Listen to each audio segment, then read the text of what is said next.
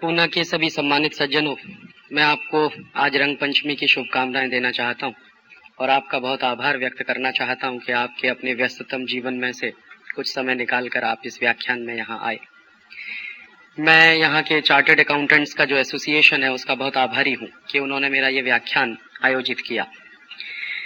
व्याख्यान के शुरू में ही मैं आपको मेरी एक परेशानी बता देना चाहता हूँ। मैं बेसिकली कभी भी अर्थशास्त्र का विद्यार्थी नहीं रहा। मैं साइंस और टेक्नोलॉजी में काम करने वाला एक व्यक्ति हूँ और काफी दिन उसी में काम किया। देश की हालतों ने मुझे मजबूर कर दिया कि इस अर्थशास्त्र को समझा जाए, और जैसे जैसे मैं अर्थशास्त्र को समझने की कोशिश कर रहा हूँ तो ऐसा लग रहा है कि ये अर्थशास्त्र नहीं है, अनर्थशास्त्र है। आपके बीच में आया हूं जो कुछ पिछले वर्षों में समझ पाया हूं उसको शेयर करने के लिए, और अगर उसमें से कोई दिशा बनती हो तो आपसे मेरा निवेदन है कि इन बातों को सिर्फ यहां सुनकर ना चले जाएं आप। अगर जरूरत पड़े तो इन प्रश्नों पर आगे भी बहस चलाएं, क्योंकि ये देश के आर्थिक आजादी से जुड़े हुए प्रश्नों में से एक बहुत महत्वपूर्ण प्रश्न है। एक इतिहासकार हुआ है टॉयनबी, उसका एक बहुत प्रचलित वाक्य है, सारी दुनिया में बहुत मशहूर है। वो कहा करता था अक्सर, always economic subjugation leads political subjugation. अगर किसी देश में आर्थिक रूप से गुलामी आ जाती है तो फिर राजनीतिक गुलामी आती ही है। तो कहीं इस देश में जो दुर्घटनाएं घटित हो रही हैं उससे ऐसा लगने लगा है कि देश धीरे धीरे एक आर्थिक गुलामी में फंसता चला जा रहा है, और जो आर्थिक गुलामी में देश फंस रहा है उसके पीछे कोई नारे नहीं है, ठोस सच्चाइयां हैं, ठोस सबूत हैं जो ये सिद्ध कर रहे हैं कि देश आर्थिक गुलामी में फंस रहा है। 1991 में इस देश में एक सरकार बनी और उस सरकार ने ग्लोबलाइजेशन का एक नारा दिया।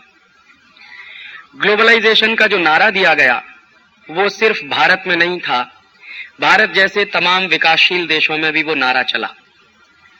हमारे कई पड़ोसी देश थे, उदाहरण के लिए South Korea, Indonesia, Malaysia, Thailand, Hong Kong, Singapore, और फिर कुछ लैटिन अमेरिका के देश थे, Brazil, Costa Rica, Colombia, Chile, Argentina. तो कुछ ऐसे तमाम देश थे जिन्होंने एक साथ ये ग्लोबलाइजेशन का नारा देना शुरू किया। तो ये एक साथ जो ग्लोबलाइजेशन का नारा देना शुरू किया, और उसके बाद एक शब्द आया जिसमें अक्सर कहा गया न्यू इकोनॉमिक पॉलिसीज। तो हमारे देश में न्यू इकोनॉमिक पॉलिसीज और ग्लोबलाइजेशन ये दो ऐसे शब्द बन गए जिनको मंत्रों की तरह से जाप किया जाने लगा। जिस समय में ये ग्लोबलाइजेशन और लिबरलाइजेशन शुरू हुआ था उस दिन से आज तक मैं और मेरे कई साथी इस पूरी प्रक्रिया को बहुत बारीकी से समझने की कोशिश कर रहे थे, और हम ये समझना चाहते थे कि ये ग्लोबलाइजेशन है या कुछ और भी है इसके साथ। तो जब ये ग्लोबलाइजेशन शुरू हुआ तो इसके साथ बहुत सारे वायदे थे, बड़ी बड़ी बातें थी। जो सबसे महत्वपूर्ण बात थी वो ये थी, आप शायद समझते होंगे उसको या आपको याद भी होगी, कि 1990-1991 में हमारे देश की अर्थव्यवस्था में थोड़ी सी मंदी आ गई थी, कुछ रुकावट आ गई थी। तो उस मंदी और रुकावट को दूर करना है तो सिवाय ग्लोबलाइजेशन और लिबरलाइजेशन के इस देश के पास कोई रास्ता नहीं है, ऐसी बात पूरे देश में कही गई थी। और मुझे बराबर याद है कि हमारे देश के मूर्धन्य अर्थशास्त्रियों ने भी ये कहना शुरू कर दिया था कि चूंकि देश के पास विदेशी मुद्रा का भंडार बहुत कम हो गया है और हमारे पास मुश्किल से 3 सप्ताह का इंपोर्ट बिल चुकाने के बराबर मुद्रा है, तो हमको तो कुछ करना ही पड़ेगा। तो हमारे पास बैलेंस ऑफ पेमेंट की क्राइसिस हो गई थी। तो उस बैलेंस ऑफ पेमेंट की क्राइसिस को दूर करने के लिए हमारी सरकार ने आईएमएफ और वर्ल्ड बैंक के पास अप्रोच किया था लोन के लिए, पैसा लेने के लिए, कर्ज लेने के लिए। तो 1991 में जब आईएमएफ और वर्ल्ड बैंक के पास भारत की सरकार का पत्र गया कि भारत को तुरंत कर्जा चाहिए आईएमएफ और वर्ल्ड बैंक से, तो आईएमएफ और वर्ल्ड बैंक की जैसी की आदत है, उन्होंने सबसे पहले ये कहना शुरू कर दिया कि आपको हम कर्जा तो देंगे, लेकिन उसके साथ हमारी कुछ कंडीशनैलिटीज होंगी। तो आईएमएफ की तरफ से, वर्ल्ड बैंक की तरफ से भारत सरकार को कुछ कंडीशनैलिटीज पेश किए गए कि आप अगर इन शर्तों को पूरा करें तो हम आपको कर्ज देने को तैयार हैं। तो वो शर्तें क्या थी? सबसे पहली शर्त है आईएमएफ और वर्ल्ड बैंक की, जब भी कोई देश उनके पास कठिन परिस्थिति में जाता है तो उनका एक रटा रटाया प्रेस्क्रिप्शन है कि सबसे पहले किसी भी देश को वो ये कहते हैं कि आप अपनी करेंसी का डिवैल्यूएशन करिए तो हम आपको लोन दे देंगे। और इस बात को पेश करने का तरीका अलग है। वो ये कहते हैं कि आप अपनी करेंसी का डिवैल्यूएशन इसलिए करिए ताकि आपका एक्सपोर्ट ज्यादा हो जाए, और चूंकि आपका एक्सपोर्ट ज्यादा होगा तो आप ज्यादा डॉलर्स कमा सकेंगे, और जब आप ज्यादा डॉलर्स कमा सकेंगे तभी आप हमारे लिए हुए कर्ज को वापस कर सकेंगे। तो इसको अगर एक लाइन में कहूं तो आईएमएफ का एक प्रेस्क्रिप्शन है, वो सारी दुनिया में सभी देशों पे लागू करवा देते हैं कि आप एक्सपोर्ट ओरिएंटेड डेवलपमेंट करना शुरू करिए। तो ये आईएमएफ का पहला प्रेस्क्रिप्शन है। दूसरा उनका प्रेस्क्रिप्शन है कि आप जब एक्सपोर्ट ओरिएंटेड डेवलपमेंट करना शुरू कर देंगे तो फिर आप एक काम और करिए कि अपने देश का दरवाजा खोलिए ताकि मल्टीनेशनल कंपनियां आपके देश में आसानी से आ सकें, और उन मल्टीनेशनल कंपनियों पर आप जो पाबंदियां लगाते हैं, जो रिस्ट्रिक्शंस लगाते हैं, उनको आप कम से कम कर दीजिए या पूरी तरह से खत्म कर दीजिए ताकि आपके मार्केट में उनको व्यापार करने में कोई असुविधा ना हो। और क्यों मल्टीनेशनल्स को आप अपने मार्केट में बुलाइए? कि आप अगर मल्टीनेशनल्स को बुलाएंगे अपने मार्केट में तो उनके साथ हाई टेक आएगा, टेक्नोलॉजी बहुत आएगी, और जब टेक्नोलॉजी बहुत आएगी तो आपके यहाँ क्वालिटी का माल बनना शुरू हो जाएगा, और जब आपके यहाँ क्वालिटी का माल बनना शुरू हो जाएगा तो ज्यादा से ज्यादा आप एक्सपोर्ट कर सकेंगे। तो मल्टीनेशनल्स भी आके आपके एक्सपोर्ट में प्रमोशन करेंगे और आपके निर्यात को बढ़ाएंगे। तीसरा प्रेस्क्रिप्शन उनका अक्सर ये रहा करता है कि आप अपने इंटरनल मार्केट में जो डोमेस्टिक इंडस्ट्री को प्रोटेक्शन देते हैं वो प्रोटेक्शन देना बंद करिए। और अगर आप डोमेस्टिक इंडस्ट्री को प्रोटेक्शन दे रहे हैं तो उसके बारे में आईएमएफ का ये मानना है कि आप एक कंजर्वेटिव इकोनॉमी को चलाने की कोशिश कर रहे हैं। तो आप डोमेस्टिक इंडस्ट्रीज को प्रोटेक्शन मत दीजिए, मल्टीनेशनल्स को खुली छूट दे दीजिए, उनको पूंजी लाने की भी खुली छूट दे दीजिए और पूंजी ले जाने की भी खुली छूट दे दीजिए। उनके ऊपर किसी तरह की पाबंदी नहीं होनी चाहिए, और आप सब के सब फ्री ट्रेड के लिए अपने आप को तैयार कर लीजिए। फिर इसके बाद कुछ और बातें भी बताई जाती हैं। जैसे एक बात ये बताई जाती है कि भारत की इकोनॉमी कॉम्पिटिटिव नहीं है, तो जब तक आप अपना दरवाजा नहीं खोलेंगे तो आपकी इकोनॉमी में कंपटीशन नहीं आएगा, और आपकी इकोनॉमी में कंपटीशन नहीं आएगा तो आपके देश के कंज्यूमर्स को उसका बहुत नुकसान होगा। तो आपकी इकोनॉमी में कंपटीशन आना चाहिए, कंज्यूमर्स को उसका फायदा होना चाहिए। इसके लिए बहुत जरूरी है कि बड़े मल्टीनेशनल्स को भारत में या अपने बाजार में आप आने की खुली छूट दीजिए। और ऐसे ऐसे करके कुछ शर्तें वो बताते चले जाते हैं, और दुनिया के बहुत सारे देश हैं जो उनको लागू करते चले जाते हैं। एक बात आपको और बता दूं कि आईएमएफ और वर्ल्ड बैंक की जो कंडीशनैलिटीज होती हैं वो सिर्फ दुनिया के गरीब या तीसरी दुनिया के देशों पर ही लागू होती है। जानकारी ये मैं आपको दे दूं कि अमेरिका और यूरोप के देश भी आईएमएफ से कर्ज लेते हैं, और अमेरिका और यूरोप के देश भी आईएमएफ और वर्ल्ड बैंक से जब कर्ज लेते हैं तो जो कंडीशनैलिटीज आईएमएफ वाले हमारे ऊपर लगाते हैं वो कभी अमेरिका के ऊपर नहीं लगाई जाती, क्योंकि वो हमेशा से ये मान के चलते हैं कि अमेरिकन इकोनॉमी तो पहले से ही ग्लोबलाइज्ड है। हालांकि ये सबसे बड़ा झूठ है कि अमेरिकन इकोनॉमी ग्लोबलाइज्ड है। दूसरा उनका ये मानना है कि अमेरिकन इकोनॉमी में बहुत कंपटीशन है। ये उससे भी बड़ा झूठ है कि अमेरिकन इकोनॉमी में बहुत कंपटीशन है। तीसरी बात कि अमेरिकन इकोनॉमी पूरी तरह से फ्री इकोनॉमी है, ये दुनिया का सबसे बड़ा झूठ है कि अमेरिकन इकोनॉमी फ्री इकोनॉमी है। और फिर उसके बाद यूरोप के बारे में भी कुछ इसी तरह की बातें होती हैं। तो मेरे मन में अक्सर ये प्रश्न उठता रहा है कि जब वर्ल्ड बैंक और आईएमएफ से अमेरिका भी कर्ज लेता है, यूरोप के देश भी कर्ज लेते हैं, तो उनके ऊपर कंडीशनैलिटीज नहीं लगाई जाती, और हमारे जैसे देश जब उनसे कर्ज लेने के लिए जाते हैं तो उनके ऊपर तत्काल कंडीशनैलिटीज लागू कर दी जाती है।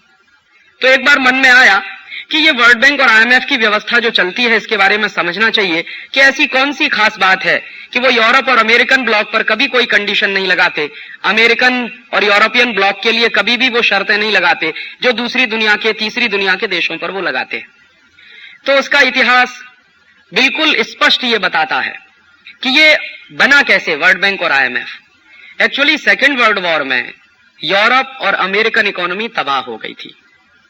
यूरोप को ज्यादा नुकसान हुआ था, अमेरिका को कुछ कम नुकसान हुआ था।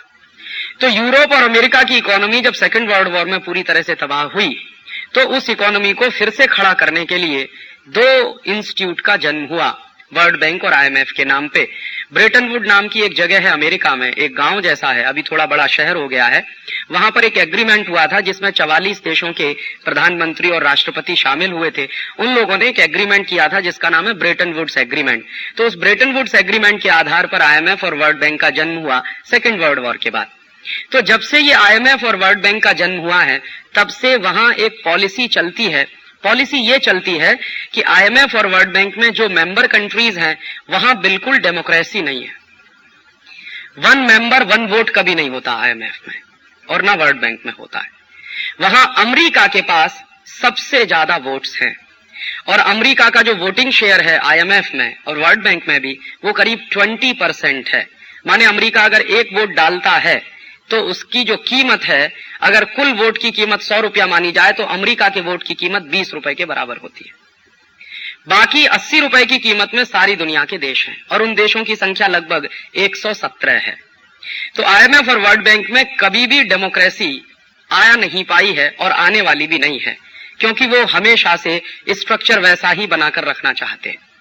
तो ये जो वर्ल्ड बैंक बना था वो इस बात के लिए बना था कि दुनिया के तमाम देशों को युद्ध के बाद, सेकेंड वर्ल्ड वॉर के बाद बहुत शॉर्ट टर्म के लोन की जरूरत पड़े, तात्कालिक कोई पेमेंट की जरूरत पड़े, बैलेंस ऑफ पेमेंट की क्राइसिस हो जाए तो आईएमएफ उसके लिए कर्ज बांटेगा और किसी देश को अपने इंफ्रास्ट्रक्चर के डेवलपमेंट के लिए लोन की जरूरत पड़े तो वर्ल्ड बैंक उसको बांटेगा। तो इस तरह से ये बंटवारा हुआ था। लेकिन इसमें एक बहुत महत्वपूर्ण बात है जो मुझे इन दोनों संस्थाओं के अध्ययन करने के बाद पता चली, जो सामान्य लोगों को मालूम नहीं होती। आईएमएफ और वर्ल्ड बैंक ट्विन इंस्टीट्यूट्स हैं, जुड़वा कह सकते हैं एक दूसरे का।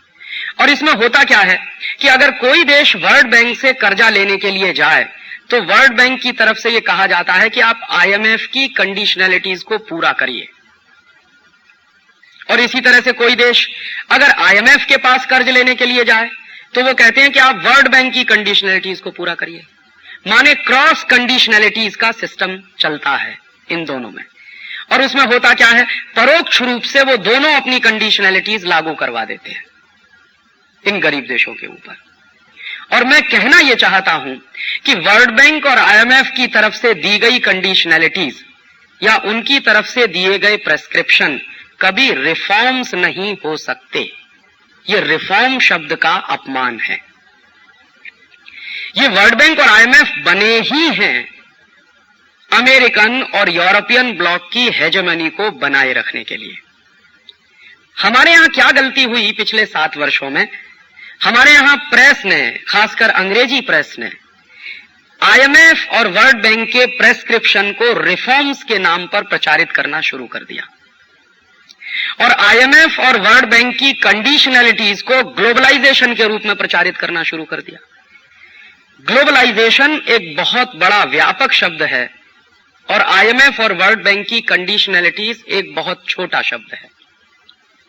तो हमसे जो गलती हुई है पिछले 7 वर्षों में, खासकर इस देश के इंटेलेक्चुअल क्लास से, वो सबसे बड़ी गलती यही हुई कि आईएमएफ और वर्ल्ड बैंक की कंडीशनैलिटीज को हमारे देश ने रिफॉर्म्स मानने की बड़ी भारी भूल की और आईएमएफ और वर्ल्ड बैंक की कंडीशनैलिटीज को हमारे देश में न्यू इकोनॉमिक पॉलिसीज के रूप में प्रचारित किया गया। उसमें सरकार की हिस्सेदारी तो है ही, सरकार से ज्यादा इस देश के मीडिया की यह जिम्मेदारी थी। इस देश के लोगों को साफ साफ बताना चाहिए था कि ये जो कुछ भारत में हो रहा है वो विश्व बैंक और मुद्रा कोष की शर्तों के अनुसार हो रहा है, उसमें भारत सरकार अपनी खुशी से शामिल है, इस पे शक था।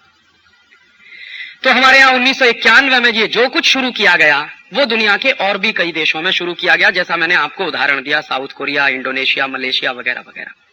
और ये जो south Korea, Indonesia, Malaysia type के देश थे, इन्होंने जो आईएमएफ, वर्ल्ड बैंक की कंडीशनैलिटीज थी उनको ज्यादा तेजी के साथ और ज्यादा ईमानदारी के साथ लागू करना शुरू कर दिया। तो आईएमएफ की सबसे ज्यादा ईमानदारी के साथ अगर किसी देश ने रिफॉर्म्स को अपने यहां चलाया पूरी ईमानदारी से, तो वो देश है south Korea. South Korean government ने 91 से लगातार जो आईएमएफ ने कहा, जो वर्ल्ड बैंक ने कहा, वैसा ही किया, क्योंकि हर बार उनको लोन लेना था शॉर्ट टर्म का आईएमएफ से, तो हर बार उन्होंने उनकी कंडीशनलिटीज को मानना शुरू कर दिया। तो जैसे आईएमएफ ने साउथ कोरियन गवर्नमेंट को कहा कि आप अपने मार्केट को ओपन कर दीजिए, अमेरिकन कंपनियों को आने दीजिए, यूरोपियन कंपनियों को आने दीजिए, तो साउथ कोरियन गवर्नमेंट ने खोल दिया अपने मार्केट को। दूसरी बात साउथ कोरियन गवर्नमेंट से कही आईएमएफ के ऑफिसर्स ने कि आपके देश का जो पब्लिक सेक्टर है, माने साउथ कोरियन पब्लिक सेक्टर जो है, इसको भी खुला छोड़ दीजिए और आप इनका प्राइवेटाइजेशन शुरू कर दीजिए, क्योंकि इस पब्लिक सेक्टर को खामखा बोझे की तरह से ढोते रहेंगे आप अपने छाती पर, तो ये आपके लिए नुकसान देगा। तो साउथ कोरियन गवर्नमेंट ने वो भी कर दिया। तीसरी बात साउथ कोरियन गवर्नमेंट से कही आईएमएफ के ऑफिसर्स ने कि अब आप अपनी करेंसी का डिवैल्यूएशन भी कर दीजिए ताकि आपका एक्सपोर्ट बहुत बढ़ जाए। तो साउथ कोरियन गवर्नमेंट ने वो भी कर दिया, डिवैल्यूएशन भी कर दिया उनकी अपनी करेंसी का। तो कुछ 1-2 साल उनका एक्सपोर्ट भी काफी तेजी से होने लगा। फिर चौथी बात उन्होंने ये कहना शुरू किया कि आपके अपने मार्केट में जो डोमेस्टिक इंडस्ट्रीज हैं साउथ कोरिया की, उनके ऊपर जो आपने प्रोटेक्शन दे रखे हैं, उन प्रोटेक्शंस को विड्रॉ कर लीजिए, ताकि south Korean industries American industries के साथ कंपटीशन में आ सकें। और कंपटीशन जब आएंगी साउथ कोरियन इंडस्ट्रीज, तो अमेरिकन कंपनियों से ताकतवर मुकाबला होगा, तो उनकी क्वालिटीज इंप्रूव होंगी वगैरह वगैरह। उन्होंने वो भी कर दिया। फिर उसके बाद उन्होंने कहा कि आप अपने फाइनेंशियल मार्केट को खोल दीजिए। तो साउथ कोरियन गवर्नमेंट ने सियोल का जो स्टॉक एक्सचेंज है वो पूरी तरह से खोलकर अमेरिकी लोगों के हाथ में दे दिया कि ले लीजिए, आप चलाइए, हमने इतना खोल दिया पूरे मार्केट को। फिर उसके बाद उन्होंने एक और बात कही कि साउथ कोरिया में बहुत पहले से डोमेस्टिक इंडस्ट्री को प्रोटेक्ट करने के लिए एंटी डंपिंग हुआ करते थे। तो साउथ कोरियन गवर्नमेंट को कहा आईएमएफ के ऑफिसर्स ने कि अब आप अपने एंटी डंपिंग लॉज भी विड्रॉ कर लीजिए। साउथ कोरियन गवर्नमेंट ने वो भी कर लिया। और उसके बाद फिर उन्होंने कहा कि अब आप ऐसा करिए कि आप अपने देश की इकोनॉमी को अमेरिकन इकोनॉमी के साथ पूरी तरह से जोड़ने के लिए, माने आप अमेरिका के साथ पूरी तरह से घुल मिलकर अब ग्लोबलाइज्ड हो जाइए, माने हमारे साथ शामिल हो जाइए वर्ल्ड मार्केट में, और उसके लिए हम जैसे जैसे कहें वैसे वैसे चलते जाइए। बेचारी साउथ कोरिया की सरकार उस रास्ते पे भी चलने लगी। और मैं आपको इसी समय एक दूसरी बात कहना चाहता हूं कि जिस समय ये सब कुछ साउथ कोरिया में हो रहा था, उसी समय हमारे देश के पार्लियामेंट में हमारे ex finance minister doctor Manmohan Singh ने एक बहुत लंबा भाषण दिया है, 1.5 घंटे का। उस भाषण की कॉपी मेरे पास है और वो पार्लियामेंट की प्रोसीडिंग्स में छपा हुआ भाषण है।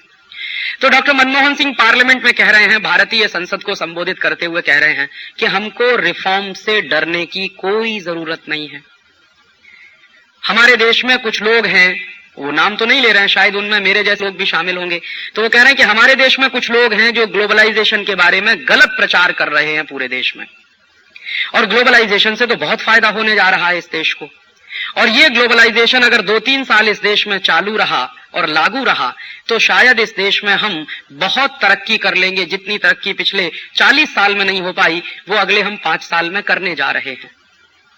और उसी के साथ उन्होंने अपने भाषण में नाम लेकर साउथ कोरिया का जिक्र किया है और करीब 20 मिनट वो साउथ कोरियन इकोनॉमी पर बोले हैं डॉक्टर मनमोहन सिंह। तो साउथ कोरियन इकोनॉमी पर बोलते हुए वो कह रहे हैं कि देखिए, साउथ कोरियन इकोनॉमी पूरी तरह से खुल गई है, पूरी तरह से ग्लोबलाइज्ड हो गई है, और वहां पे अब डोमेस्टिक इंडस्ट्रीज को प्रोटेक्शन भी खत्म कर दिया गया है वगैरह वगैरह। उनका फाइनेंशियल मार्केट खुल गया है, उनके डोमेस्टिक मार्केट में भी विदेशी कंपनियों को खुली छूट मिल गई है। और अंत में बोलते बोलते क्या कह गए वो कि अब तो साउथ कोरिया एशियन टाइगर हो गया है। तो ये जो उन्होंने कह दिया भारतीय पार्लियामेंट में कि अब साउथ कोरिया एशियन टाइगर हो गया है, तो हमारे देश के अंग्रेजी समाचार पत्रों ने इसको लपक लिया, और हिंदुस्तान के सारे बड़े अंग्रेजी अखबारों में, उनके साथ हिंदी अखबार भी कुछ थे, जिनमें यह छपना शुरू हो गया कि साउथ कोरिया तो एशियन टाइगर। और जब भी साउथ कोरिया के बारे में कोई बात आए तो साउथ कोरिया का विशेषण हमेशा एशियन टाइगर। तो एशियन टाइगर वो क्यों है? क्योंकि उन्होंने जो कुछ आईएमएफ ने कहा, वर्ल्ड बैंक ने कहा, अमेरिका की सरकार की तरफ से उनके पास जो भी बातें आई वो सब की सब उन्होंने लागू कर दी हैं। तो बेचारा साउथ कोरिया चलता गया, चलता गया, चलता गया, चलता गया, चलता गया, और अब 7 वर्ष बीत गए।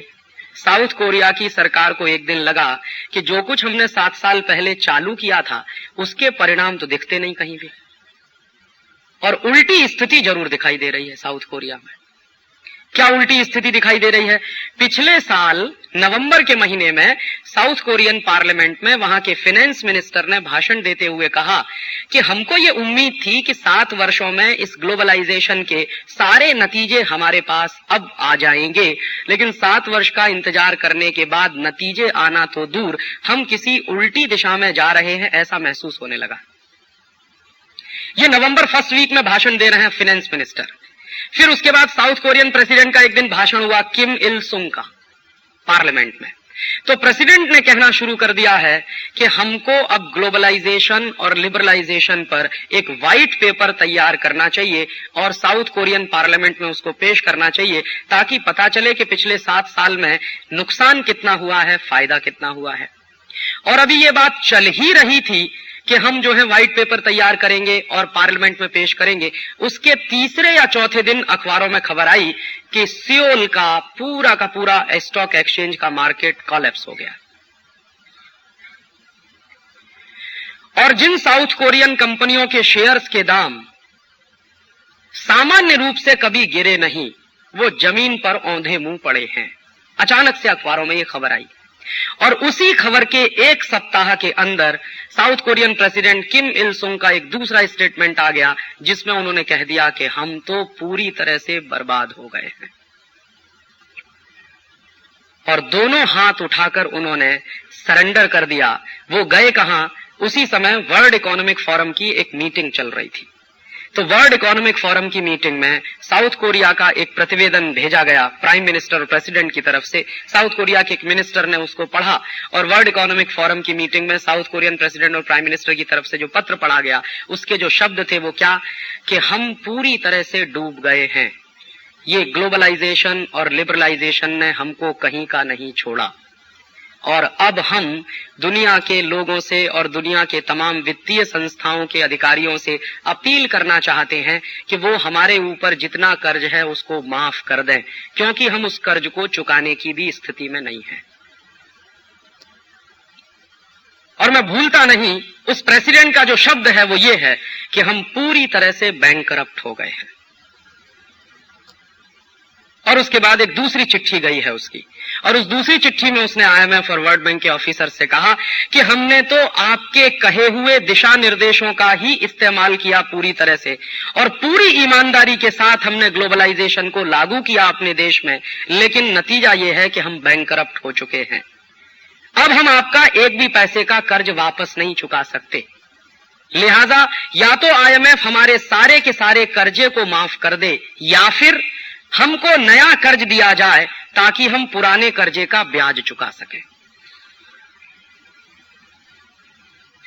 तो आईएमएफ ने उनकी इस बात को स्वीकार करते हुए कह दिया कि हम आपको कर्ज देने को तैयार हैं।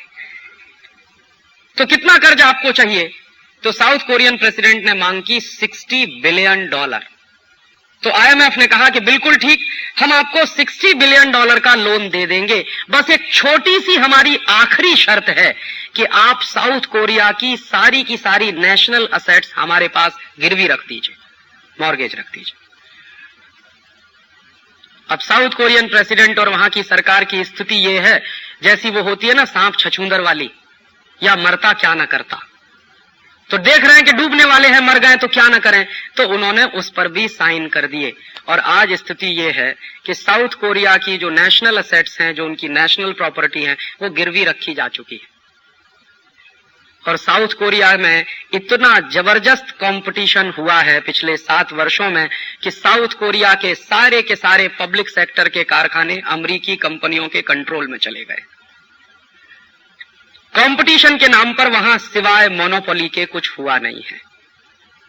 एक उदाहरण से समझिए कि आज से 7-8 वर्ष पहले तक साउथ कोरिया की सबसे बड़ी कार बनाने वाली कंपनी, जिसका नाम है हुंडई मोटर्स, जिसके ऊपर साउथ कोरिया के लोगों को भी गर्व था, वहां की सरकार को भी गर्व था, वो हुंडई मोटर्स अब पूरी तरह से अमेरिकन कंट्रोल में है इस समय। और हुंडई मोटर्स पर जब पूरी तरह से अमेरिकन कंट्रोल एस्टेब्लिश हुआ तो अमेरिकन कंपनी जनरल मोटर्स ने उसको टेक ओवर करने के बाद जो सबसे पहला काम किया वो ये कि हुंडई मोटर्स में जितने साउथ कोरियन वर्कर्स काम करते थे उनको रिट्रेंच कर दिया और सड़क पे खड़ा कर दिया। साउथ कोरिया में इस समय करीब करीब 70 लाख वर्कर्स पूरी तरह से बेरोजगार हो गए।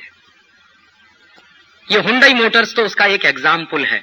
ऐसी 100 से ज्यादा बड़ी कंपनियां साउथ कोरिया की अमेरिका के कंट्रोल में जा चुकी हैं पिछले 7 वर्ष के ग्लोबलाइजेशन में।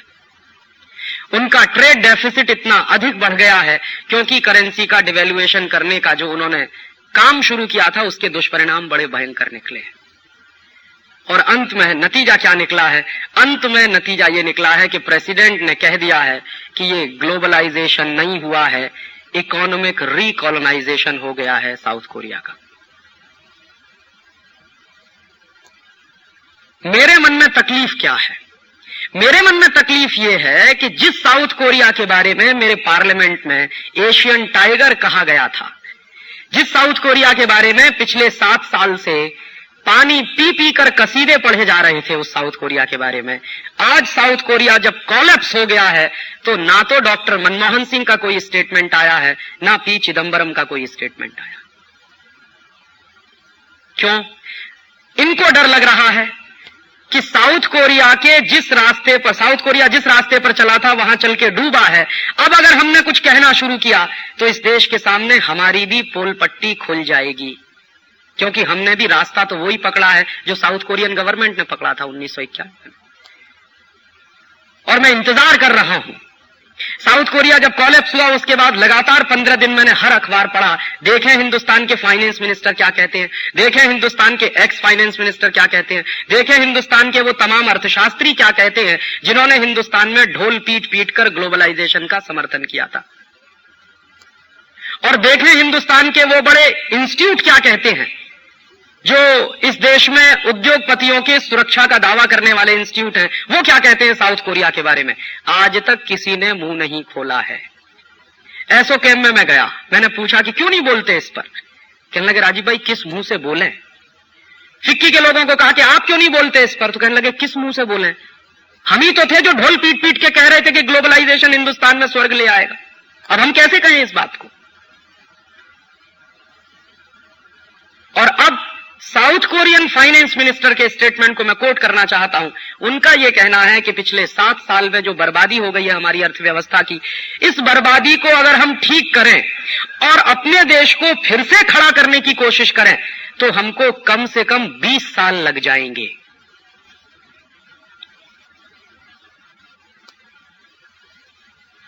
ऐसे ही मैं दूसरा उदाहरण आपसे शेयर करना चाहता हूं। इंडोनेशिया वो देश है जहां स्टेबल गवर्नमेंट है पिछले 40 साल से, 45 साल से। बहुत लोगों को यह गलतफहमी है इस देश में कि हमारे यहां चूंकि पॉलिटिकल अनस्टेबिलिटी ज्यादा है इसलिए इस देश में प्रॉब्लम्स ज्यादा हैं। मैं इस मिथक को दूर करना चाहता हूं। इंडोनेशिया में पिछले 45 साल से भयंकर स्टेबिलिटी है और पिछले 35 साल से एक ही व्यक्ति राष्ट्रपति बनता चला आ रहा है, सुकर्णो। 7 बार वो राष्ट्रपति बन चुका है और वहां के एक बार के राष्ट्रपति का टर्म 5 साल का होता है। तो 35 साल से एक ही व्यक्ति राष्ट्रपति है और फिर 8वीं बार दोबारा वो चुन लिया गया है अभी हफ्ते भर पहले। तो साउथ कोरिया की तो बात हम कह सकते हैं कि वहां अनस्टेबिलिटी थी, गवर्नमेंट कई बदली है, ये बात सही है। पिछले 7 साल में साउथ कोरिया में 4-5 गवर्नमेंट बदली। लेकिन इंडोनेशिया के बारे में हम कैसे ये कहें? इंडोनेशिया में तो पिछले 35 साल से एक ही व्यक्ति बार बार राष्ट्रपति बनता रहा है और उसी की सरकार पिछले 35 साल से चल रही है और 8वीं बार वो फिर प्रेसिडेंट बन गया है। तो वहां तो भयंकर स्टेबिलिटी थी। फिर क्यों डूबा इंडोनेशिया? इंडोनेशिया की सरकार को भी प्रेस्क्रिप्शन यही मिला था आईएमएफ की तरफ से कि आप एक काम करिए, अपनी करेंसी का डिवैल्यूएशन करना शुरू कर दीजिए, आपका एक्सपोर्ट बहुत बढ़ जाएगा और जब एक्सपोर्ट बढ़ जाएगा तो डॉलर्स बहुत आएंगे आपके पास, आपके फॉरेन रिजर्व्स बहुत अच्छे हो जाएंगे वगैरह वगैरह, और आप एक्सपोर्ट ओरिएंटेड डेवलपमेंट के रास्ते पर चलना शुरू कर देंगे। तो इंडोनेशिया की सरकार ने पूरी ईमानदारी से इसको फॉलो करना शुरू कर दिया। और पूरी ईमानदारी से जब उन्होंने इसको फॉलो करना शुरू कर दिया तो कहां तक ले गए वो अपने देश को। इंडोनेशिया में जब ये ग्लोबलाइजेशन शुरू हुआ था उस समय उनकी जो करेंसी थी, इंडोनेशिया की करेंसी है रुपया, हमारी करेंसी है रुपया। तो इंडोनेशिया की जो करेंसी है रुपया, वो $1 में 40 रुपया होता था जब ग्लोबलाइजेशन शुरू हुआ था। फिर उसके बाद उन्होंने क्या किया, दनादन डिवेल्युएशन करना शुरू कर दिया, क्योंकि आईएमएफ का प्रेस्क्रिप्शन था कि जितना ज्यादा डिवेल्युएशन आप करेंगे उतना ही आपका एक्सपोर्ट सस्ता हो जाता जाएगा और ज्यादा माल आपका बिकता चला जाएगा। तो डिवेल्युएशन करते करते करते करते करते करते कहां तक ले आए, आप इमेजिन कर सकते। इस समय इंडोनेशिया में $1 में 17,000 रुपया मिलता है। उन्होंने रिकॉर्ड तोड़ डिवेल्युएशन किया अपनी करेंसी का, और इस उम्मीद में कि चलो इस साल हमारा एक्सपोर्ट बढ़ेगा, चलो अगली साल बढ़ेगा, फिर अगली साल बढ़ेगा, फिर अगली साल बढ़ेगा, फिर अगली साल बढ़ेगा। तो 7 साल से वो सपना देखते हुए आए हैं कि अब देखो एक्सपोर्ट बढ़ गया, अब देखो एक्सपोर्ट बढ़ गया, अब देखो एक्सपोर्ट बढ़ गया। और इस समय स्थिति यह है इंडोनेशिया की कि उनका एक्सपोर्ट पूरी तरह से ठप है। और अब इंडोनेशिया में कह दिया वहां के प्रेसिडेंट सुकर्णो साहब ने कि हमने अपने जीवन में ब्लंडर्स किए, जो आईएमएफ के कहने पर ग्लोबलाइजेशन हमने चालू किया अपने देश में। ये इंडोनेशिया के प्रेसिडेंट का स्टेटमेंट है। प्रेसिडेंटशिप की शपथ लेने के तुरंत बाद उसने जो भाषण दिया है इंडोनेशिया की पार्लियामेंट में, उसके शब्द ये हैं कि हमने ब्लंडर्स किए हैं, माने भयंकर भूल की है, जो आईएमएफ के कहने पर अपने देश में ये ग्लोबलाइजेशन चालू किया हमने। नतीजे क्या निकले हैं, इंडोनेशिया भी पूरी तरह से डूब चुका है और वहां की सरकारें भी कह रही हैं कि अब इस देश को वापस खड़ा करने में कम से कम 15 से 20 साल लग जाएंगे।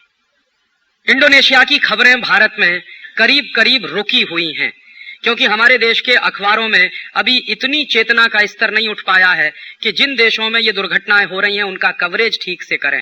कभी कभी घटनाएं आ जाती हैं छिटपुट, जैसे अभी परसों में देख रहा था एक फोटोग्राफ है इंडोनेशिया का कि पुलिस लाठीचार्ज कर रही है और किसानों का भयंकर प्रदर्शन हो रहा है पार्लियामेंट के बाहर। तो आर्मी खड़ी हुई है तोप लेकर, वो फोटोग्राफ मैंने देखा है एक अखबार में। खबर क्या है, खबर नहीं है, खबर का ब्लॉकआउट किया गया है, बस 2 लाइन में लिख दिया गया है कि इकोनॉमिक लिबरलाइजेशन के बाद जो वहां भयंकर बेरोजगारी हुई है, गरीबी पैदा हुई है और लोगों में जो मारामारी पैदा हो गई है, उसकी वजह से रोज पार्लियामेंट के सामने प्रदर्शन होते हैं, रोज पुलिस का लाठीचार्ज होता है, रोज आर्मी अपने डंडे बरसाती है, गोले चलते हैं, बारूद चलती है, बंदूकें चलती हैं और रोज लोग मरते हैं। उसका एक नमूना है।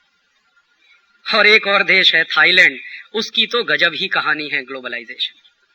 थाईलैंड ने 1990 में शुरू किया था ग्लोबलाइजेशन, और थाईलैंड की इकोनॉमी तो इंडोनेशिया और साउथ कोरिया की तुलना में सिटी कंट्री की इकोनॉमी है। हमारी तुलना में भी 2 जिलों की इकोनॉमी जैसी है थाईलैंड की इकोनॉमी। लेकिन उन्होंने भी इसी दौड़ में शामिल होकर कि अब देखिए ग्लोबलाइजेशन हो रहा, हम पीछे थोड़ी रह सकते हैं किसी के, अगर हम नहीं दौड़ेंगे सबके साथ तो हम तो पीछे रह जाएंगे।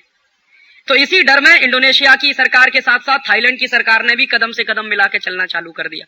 उनको मालूम नहीं था कि मेढक जो है अगर हिरन की तरह से दौड़ना शुरू करे तो नुकसान मेढक का ही होने वाला, हिरन का नहीं होने वाला। अब वो चालू हो गए। हमारे देश में भी कुछ ऐसे बेवकूफ हैं जो कहते हैं कि हम पीछे थोड़ी रह सकते हैं किसी से। अमेरिका दौड़ रहा है, यूरोप दौड़ रहा है, तो हमको भी तो दौड़ना है उनके साथ। आखिरकार आप 18वीं शताब्दी में थोड़ी जी सकते हैं। तो ऐसे ही थाईलैंड में भी उनके लगे, सरकार को लगा कि पीछे थोड़ी रह सकते हैं, तो जो कुछ पड़ोस में हो रहा है हम भी करेंगे। तो पड़ोसी के घर में ये हो रहा है तो हम भी करेंगे अपने घर में। तो थाईलैंड की सरकार भी चालू हो गई ग्लोबलाइजेशन लिबरलाइजेशन। अब उन्होंने भी डिवेल्युएशन करना चालू कर दिया। उनके यहाँ क्या एक शौक लगा थाईलैंड की सरकार को कि हमारे आजू बाजू की सरकारें बहुत शॉर्ट टर्म लोन ले रही हैं, हम भी लोन ले लें चलो। तो उन्होंने भी चालू कर दिया लोन लेना। और ऐसा लगा बीच के 3-4 साल के थाईलैंड में जो जितना ज्यादा लोन ले आए वही सबसे बड़ा फाइनेंस मिनिस्टर वहां पे। हमारे देश में भी ऐसा है कि जो फाइनेंस मिनिस्टर हिंदुस्तान को सबसे ज्यादा विदेशी कर्जे के गड्ढे में पहुंचा दे उसी को बेस्ट फाइनेंस मिनिस्टर कहते हैं इस देश में। तो यही थाईलैंड में भी हो गया। तो उन्होंने भी लोन लेना चालू कर दिया, देखा देखी पड़ोसी देशों से दौड़ने के चक्कर में। अब वहां क्या हुआ है, अब वो भी बेचारे डूब गए हैं। कहते हैं लोन इतना ले लिया है थाईलैंड की गवर्नमेंट ने, उसका ब्याज चुकाने का पैसा नहीं है, इतनी उनकी नेशनल इनकम नहीं है।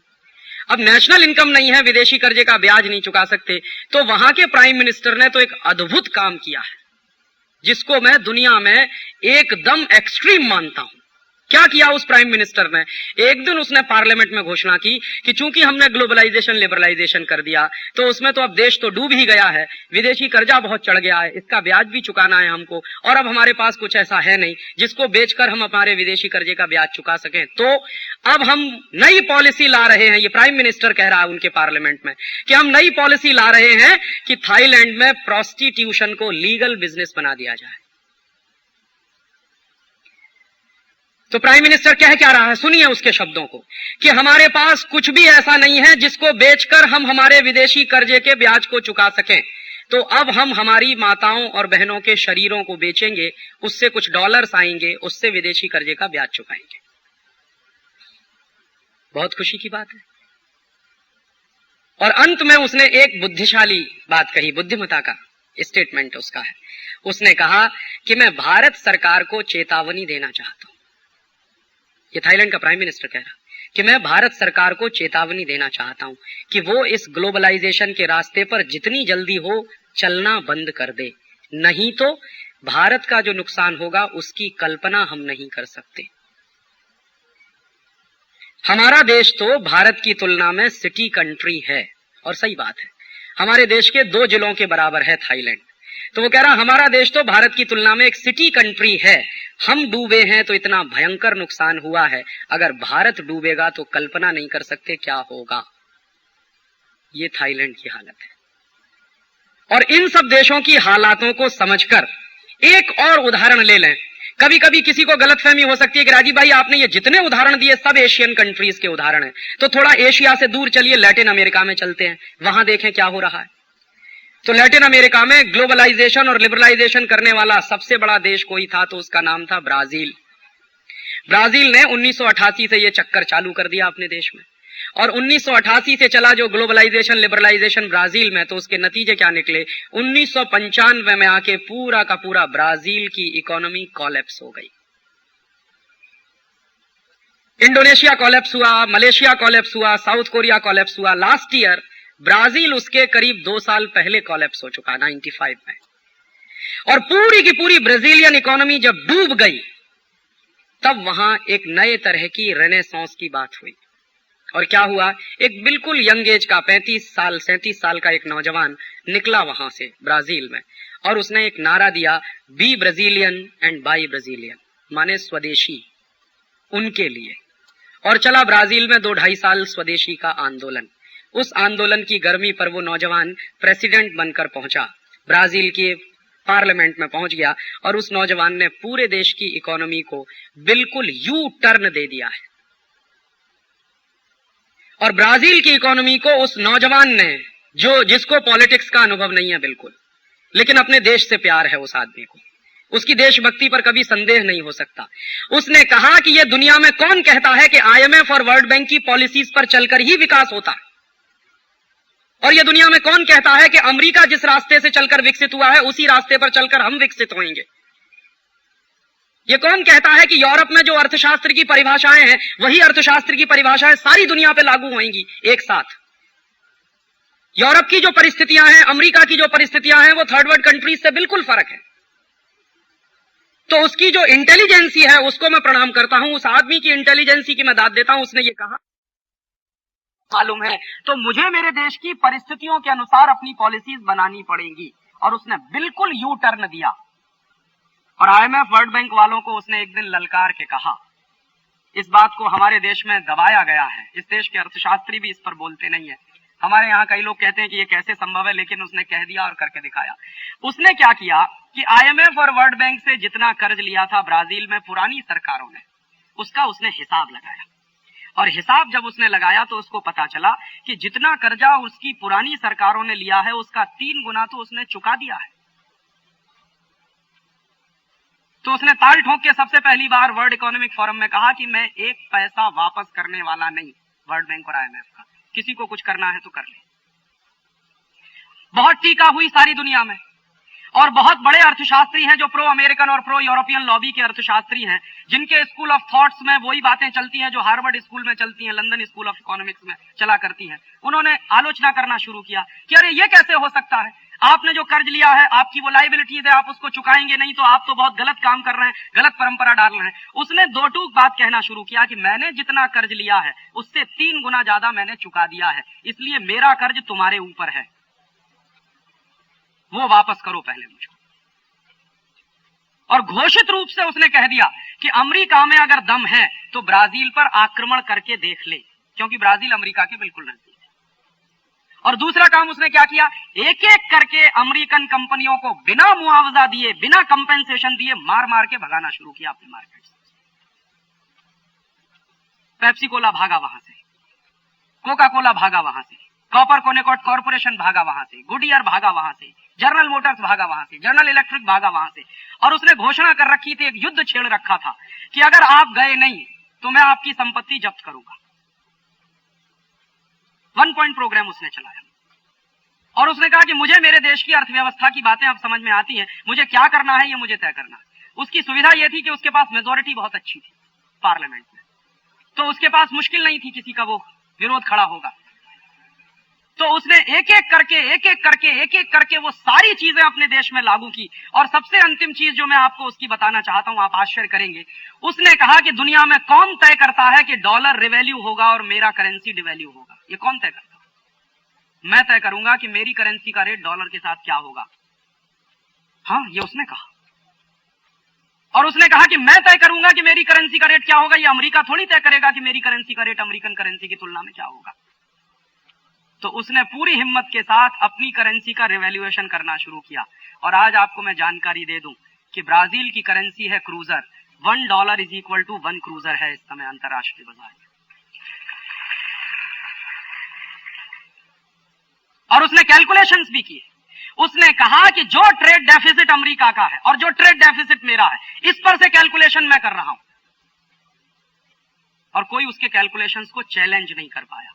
और उसने उस दिन से कहा कि गरीब दुनिया के सभी देशों की सरकारों को मैं अपील करना चाहता हूं कि वो अपने अपने कान खोलें, आंखें खोलें और इन सारे हिसाबों को करना शुरू करें। उनके साथ बहुत बड़ा धोखा हो रहा है डिवैल्यूएशन के नाम पे। और आज मैं आपको जानकारी दे दूं कि 1995 में जो ब्राजील कोलैप्स हो चुका था पूरी तरह से, 1998 जनवरी में वो ब्राजील अब लैटिन अमेरिका में सबसे मजबूत इकोनॉमी बन रहा है। और दुनिया की तमाम मल्टीनेशनल उसके सामने लाइन लगाकर खड़ी हुई हैं और कह रही हैं कि आप अपनी शर्तें बताइए, हम आपकी शर्तों पर आना चाहते हैं आपके बाजार में। तो जानते हैं क्या कहता, मार्केट मेरे पास है इसलिए टर्म्स कंडीशन मैं डिक्टेट करूंगा। आपको मेरा मार्केट चाहिए, मुझे आपकी जरूरत नहीं है। और हमारे यहां बहुत जो खिसियानी हंसने वाले लोग हैं ना, वो कहते हैं बैगर्स आर नो चूजर्स। हम बैगर्स नहीं है, दुनिया के सबसे बड़े मार्केट के मालिक हैं हम, तो हम टर्म्स कंडीशन डिक्टेट करेंगे। ये उसने कहा कि मेरे पास सबसे बड़ा मार्केट है, इतना बड़ा मार्केट अमेरिका में नहीं है, इतना बड़ा मार्केट यूरोप के देशों में नहीं है जितना बड़ा मेरे पास है। और उसने एक काम और किया कि उसने क्या किया कि उसके आजू बाजू के जो देश हैं, अर्जेंटीना है, चिली है, कोस्टारिका है, कोलंबिया, इनके साथ एक पैरेलल गेट बना लिया है उसने। और उस गेट के बाहर अमेरिका को कर दिया उसने। पहले तो बाहर कर दिया अमेरिका को कि अमेरिका की कोई जरूरत नहीं। फिर अमेरिका वाले सामने से आके सरेंडर करके कि अरे भाई हमको भी शामिल करो इसमें, अगर हम शामिल नहीं होंगे तो हमारी इकोनॉमी डूबने जा रही है। क्योंकि आपको जानकारी नहीं है, अमेरिका में प्राइमरी प्रोडक्ट्स लैटिन अमेरिका से जाते हैं। अगर लैटिन अमेरिका वाले अपने दरवाजे बंद कर दें और ये तय कर लें कि हम जो प्राइमरी प्रोडक्ट्स अमेरिका को भेज रहे हैं ये अमेरिका में नहीं जाएंगे, हम एशिया में भेजेंगे या यूरोप में भेजेंगे, अमेरिका दम तोड़ सकता है। इसलिए अमेरिका वालों ने सामने से रिक्वेस्ट करके उनके साथ उसमें ज्वाइन करने की बात कहना शुरू किया। तो उसने अमेरिका को ज्वाइन कराया, लेकिन अमेरिका की नाक रगड़वा दी उस एक आदमी ने। और उसने ये सिद्ध कर दिया कि अमेरिका सिर्फ कागजी शेर है, उसमें कोई दम वम नहीं है। और उस ब्राजील को उसने बिल्कुल यू टर्न देकर अपने तरीके के, अपने सपनों के ब्राजील को बनाने के रास्ते पर कदम रख दिया है। और वो इकोनॉमी जो चला रहा है, वो इकोनॉमी कुछ ऐसी खास बात नहीं है। वो स्वदेशी का बहुत स्ट्रॉन्ग सपोर्टर है और वो कहता है कि कोई माल मेरे देश में पैदा होता है और मेरे देश की इकोनॉमी में मेरे देश के लोगों को उससे रोजगार मिलता है, तो मैं क्यों ना वो माल इस्तेमाल करूं, विदेशी माल क्यों खरीदूं अपनी मार्केट में। ये उसका एक छोटा सा सर्वमान्य प्रिंसिपल है। तो ये दो परिस्थितियां अलग अलग कि एक तरफ एशियन देश हैं जो डूबे हैं और एक तरफ लैटिन अमेरिका में जो सबसे ज्यादा बर्बाद होकर उभर रहा है ब्राजील। ये दो कहानी हम सबके सामने है, और तब इन दो कहानियों के रेफरेंस के साथ मैं मेरे देश की चर्चा आपसे करना चाहता हूं कि मेरे देश में क्या हो रहा है। मेरे देश में भी 1991 से ग्लोबलाइजेशन हो रहा है, और हमारे यहां भी ग्लोबलाइजेशन के नाम पर हमारे देश की इकोनॉमी में जो रिसेशन आया था 1990-91 में, उस रिसेशन को दूर करने के लिए ग्लोबलाइजेशन की बात कही गई थी। इसको मत भूलिए, बार बार मैं रेखांकित करना चाहता हूं। 1990 के इकोनॉमिक रिसेशन को दूर करने के लिए ग्लोबलाइजेशन हुआ था, एक बात। और दूसरी बात, हमारे पास इंपोर्ट बिल भरने का पैसा नहीं है, सिर्फ 3 सप्ताह का बिल हम दे सकते हैं। इतनी हमारे पास विदेशी मुद्रा की कमी है, इतनी बीओपी क्राइसिस है। तो इस बीओपी क्राइसिस को दूर करना है तो आईएमएफ, वर्ल्ड बैंक के पास जाना ही पड़ेगा। इन दो बातों के साथ इस देश में ग्लोबलाइजेशन शुरू हुआ था। तो क्या क्या किया हमारी सरकार ने? हमारी सरकार ने वो सब कुछ लागू किया जो आईएमएफ ने कहा, वर्ल्ड बैंक ने कहा। बस इतनी सी बात थी कि आईएमएफ और वर्ल्ड बैंक ने जो कुछ हमारी सरकारों से कहा उसको थोड़े कम स्पीड से इस देश में लागू किया गया। अच्छा ही हुआ, नहीं तो हमारी हालत अब तक साउथ कोरिया जैसी हो गई होती। देर नहीं लगी होती हमको भी वो हालत में पहुंचने में। तो शुरू हुए इस देश में रिफॉर्म्स। तो सबसे पहला काम क्या हुआ? करेंसी का डिवैल्यूएशन किया गया। तर्क क्या था उसके पीछे? कि हम जब भारतीय करेंसी का अवमूल्यन करेंगे तो हमारा एक्सपोर्ट बहुत बढ़ जाएगा, और एक्सपोर्ट बढ़ जाएगा तो डॉलर्स बहुत आएंगे, डॉलर्स बहुत आएंगे तो हम इंपोर्ट अच्छे से कर सकेंगे, इंपोर्ट अच्छे से कर सकेंगे तो टेक्नोलॉजी अच्छी आ सकेगी, वगैरह वगैरह। फिर उसके साथ ढेर सारी बातें जुड़ी हुई हैं। तो मैं जानना चाहता हूं आप सबसे, आप तो सब ज्यादा विद्वान लोग हैं, आप तो ज्यादा पढ़े लिखे लोग हैं, मैं तो अर्थशास्त्र ज्यादा समझता नहीं, कि 1990 में जो इकोनॉमिक रिसेशन था मार्केट में और आज जो इकोनॉमिक रिसेशन है, इसके बारे में आप कुछ कंपैरिजन कर सकते हैं? फिक्की के लोगों का यह मानना है, ये मेरा मानना नहीं है। फिक्की में मेरा लेक्चर हो चुका है पिछली बार बंबई में, और एसोकेम के भी लोग भी उसमें आए थे। उनका यह मानना है कि राजीव भाई, 1990-91 में जो रिसेशन था भारत के बाजार में, उससे कम से कम 10 टाइम्स ज्यादा रिसेशन इस समय है भारत के बाजार में। और मैं बिना नाम लिए वो कहना चाहता हूं, इस देश के एक इतने बड़े एम्पायर के मालिक जिनका टर्नओवर कम से कम 2.5 से 3 हजार करोड़ के आसपास है, उनका ये कहना है, और ये सभी लोगों का कहना है, मैं तो जहां जहां जाता हूं सबसे यही सुनता हूं, राजीव भाई पिछले 40 साल में ऐसी आर्थिक मंदी मैंने नहीं देखी भारत के बाजार में जो 1.5 साल से चल रही है।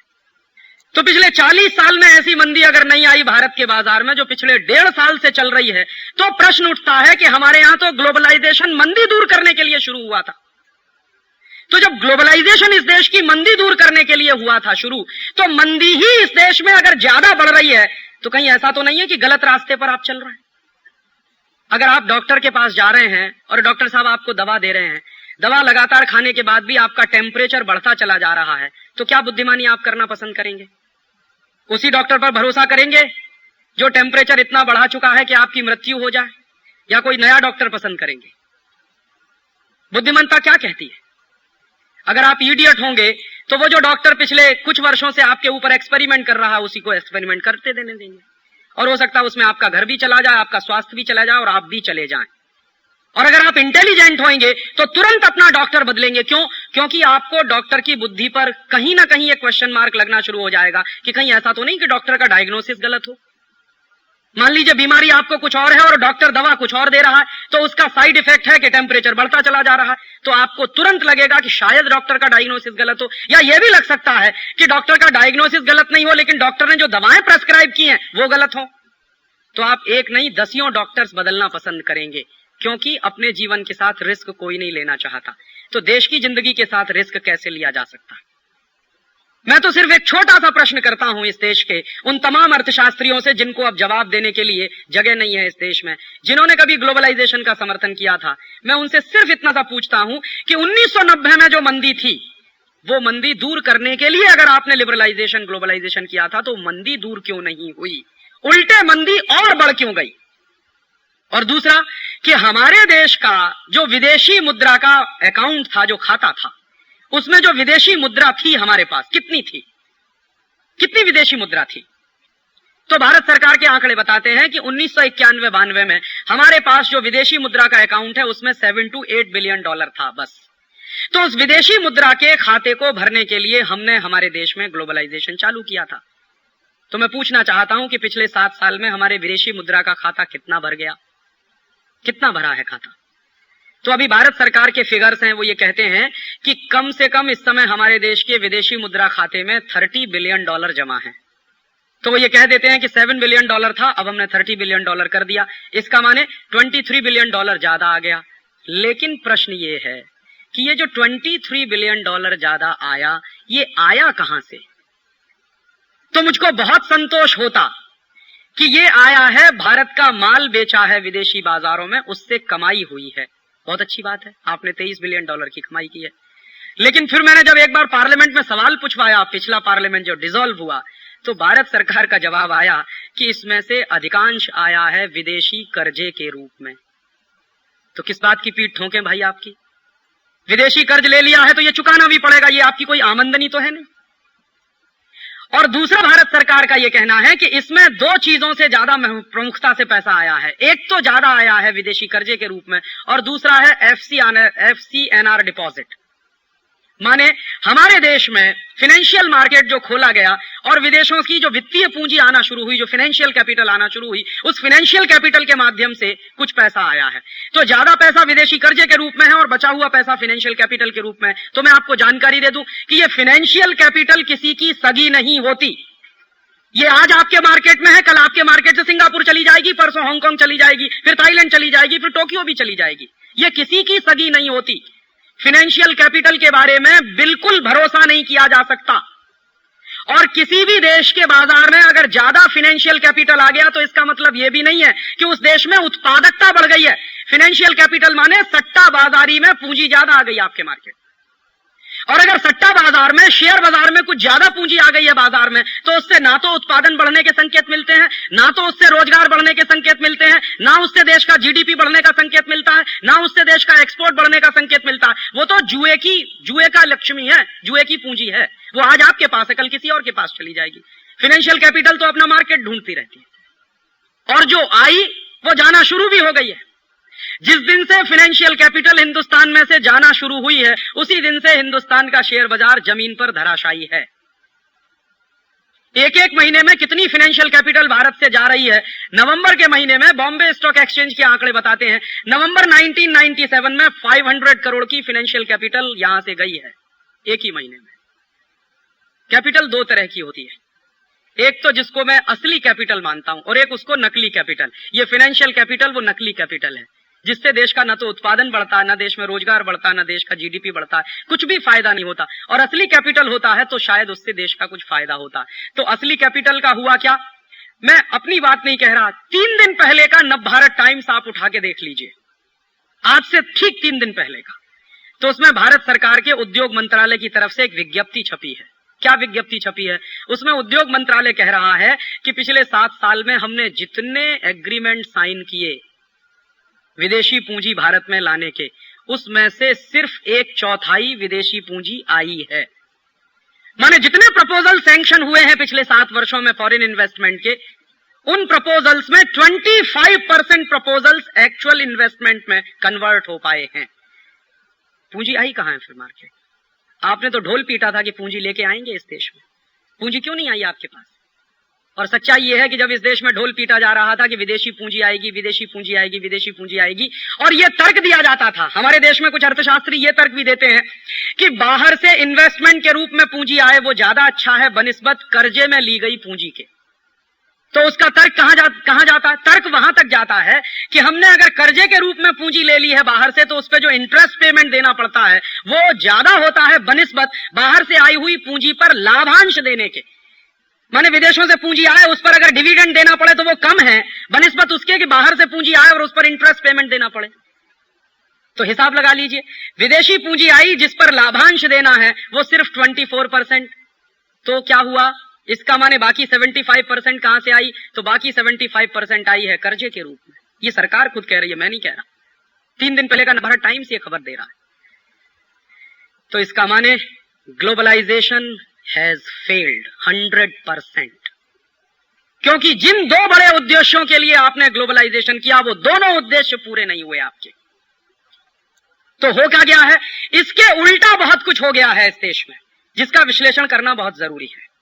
और मैं मानता हूं कि पिछले 7 साल में जो कुछ इस देश में ग्लोबलाइजेशन के नाम पर हुआ है उस पर व्हाइट पेपर आना ही चाहिए पार्लियामेंट में। ताकि पता तो चले कि किसने क्या क्या किया है इस देश में। तो पिछले 7 साल में क्या हो गया है, कुछ उसका एक अंदाजा हम लगा सकते कि ग्लोबलाइजेशन के नाम पर पिछले 7 वर्षों में हमारी करेंसी का 120% डिवैल्यूएशन हो चुका है। मई के महीने में $1 18 रुपए का था, अब $1 40 रुपए का हो गया है। तो 120% डिवैल्यूएशन हो चुका है।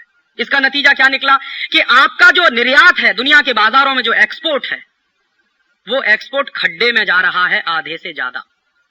मतलब क्या है इसका कि पहले जब आप दुनिया के बाजार में $1 कमाने के लिए माल बेचते थे तो आपको 18 रुपए का माल बेचना पड़ता था। अब उसी $1 को कमाने के लिए जब आप माल बेचते हैं तो आपको 40 रुपए का माल बेचना पड़ता है। डॉलर तो एक ही आ रहा है ना, माल आपका 40 रुपए का जा रहा है। 1991 में उसी $1 की कमाई करने के लिए हमको 18 रुपए का माल बेचना पड़ता था। आज उसी $1 की कमाई करने के लिए हमको 40 रुपए का माल बेचना पड़ता है। बात बहुत स्पष्ट है कि 60% सामान हमारा खड्डे में जा रहा है, माने हम मुफ्त में दे रहे हैं, उसमें से कुछ आ नहीं रहा। और एक दूसरा नुकसान क्या हुआ कि बाहर से जो हम इंपोर्ट किया करते थे वो इंपोर्ट का बिल बढ़ गया है। पहले हम अगर $1 का तेल खरीदते थे, डीजल खरीदते थे, तो उसके लिए 18 रुपया खर्च करना पड़ता था। अब वही $1 का डीजल और पेट्रोल खरीदने के लिए हमको 40 रुपया खर्च करना पड़ता है। निश्चित रूप से ऑयल पूल अकाउंट का डेफिसिट बढ़ा है पिछले 7 साल में, और सरकार खुद कहती है कि इस देश में पिछले 7 साल में ऑयल पूल अकाउंट का डेफिसिट लगभग 20,000 करोड़ के आसपास पहुंचा।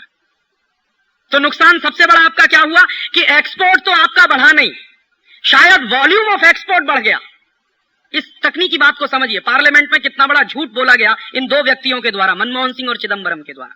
ये पिछले 7 साल से दोनों लोग पार्लियामेंट को गुमराह करते रहे हैं, और मैं मानता हूं कि इनके ऊपर केस चलना चाहिए।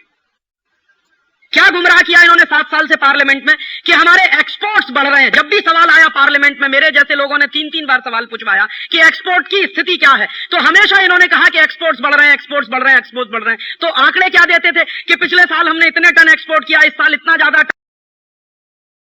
और इन दोनों लोगों को इस देश के लोग सामान्य रूप से बड़ा भारी अर्थशास्त्री बताते।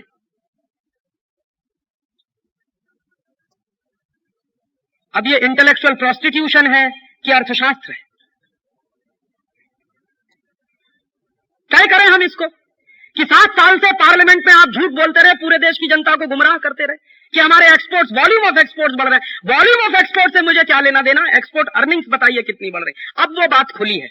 अब वो बात कैसे खुली है, जब सरकार जाने को हुई है तो हमारे देश के फाइनेंस सेक्रेटरी ने एक दिन कहीं कुछ कह दिया होगा, किसी पत्रकार ने उनको खींचा होगा, ड्रिल किया होगा, तो उनके मुंह से निकल गया होगा। तो उन्होंने कह दिया कि एक्सपोर्ट अर्निंग्स में तो बहुत बुरी तरह से कमी आई है पिछले 7 साल में।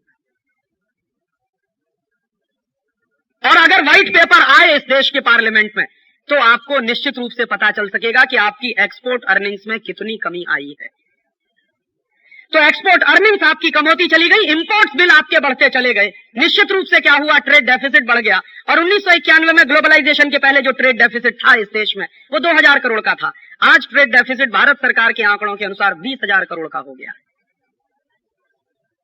तो 20,000 करोड़ का ट्रेड डेफिसिट लेकर हम बैठे हुए हैं, और ये रिकॉर्ड हुआ है। पिछले 50 साल में भारत की अर्थव्यवस्था में 20,000 करोड़ का ट्रेड डेफिसिट कभी नहीं हुआ जो अभी हुआ है इस समय।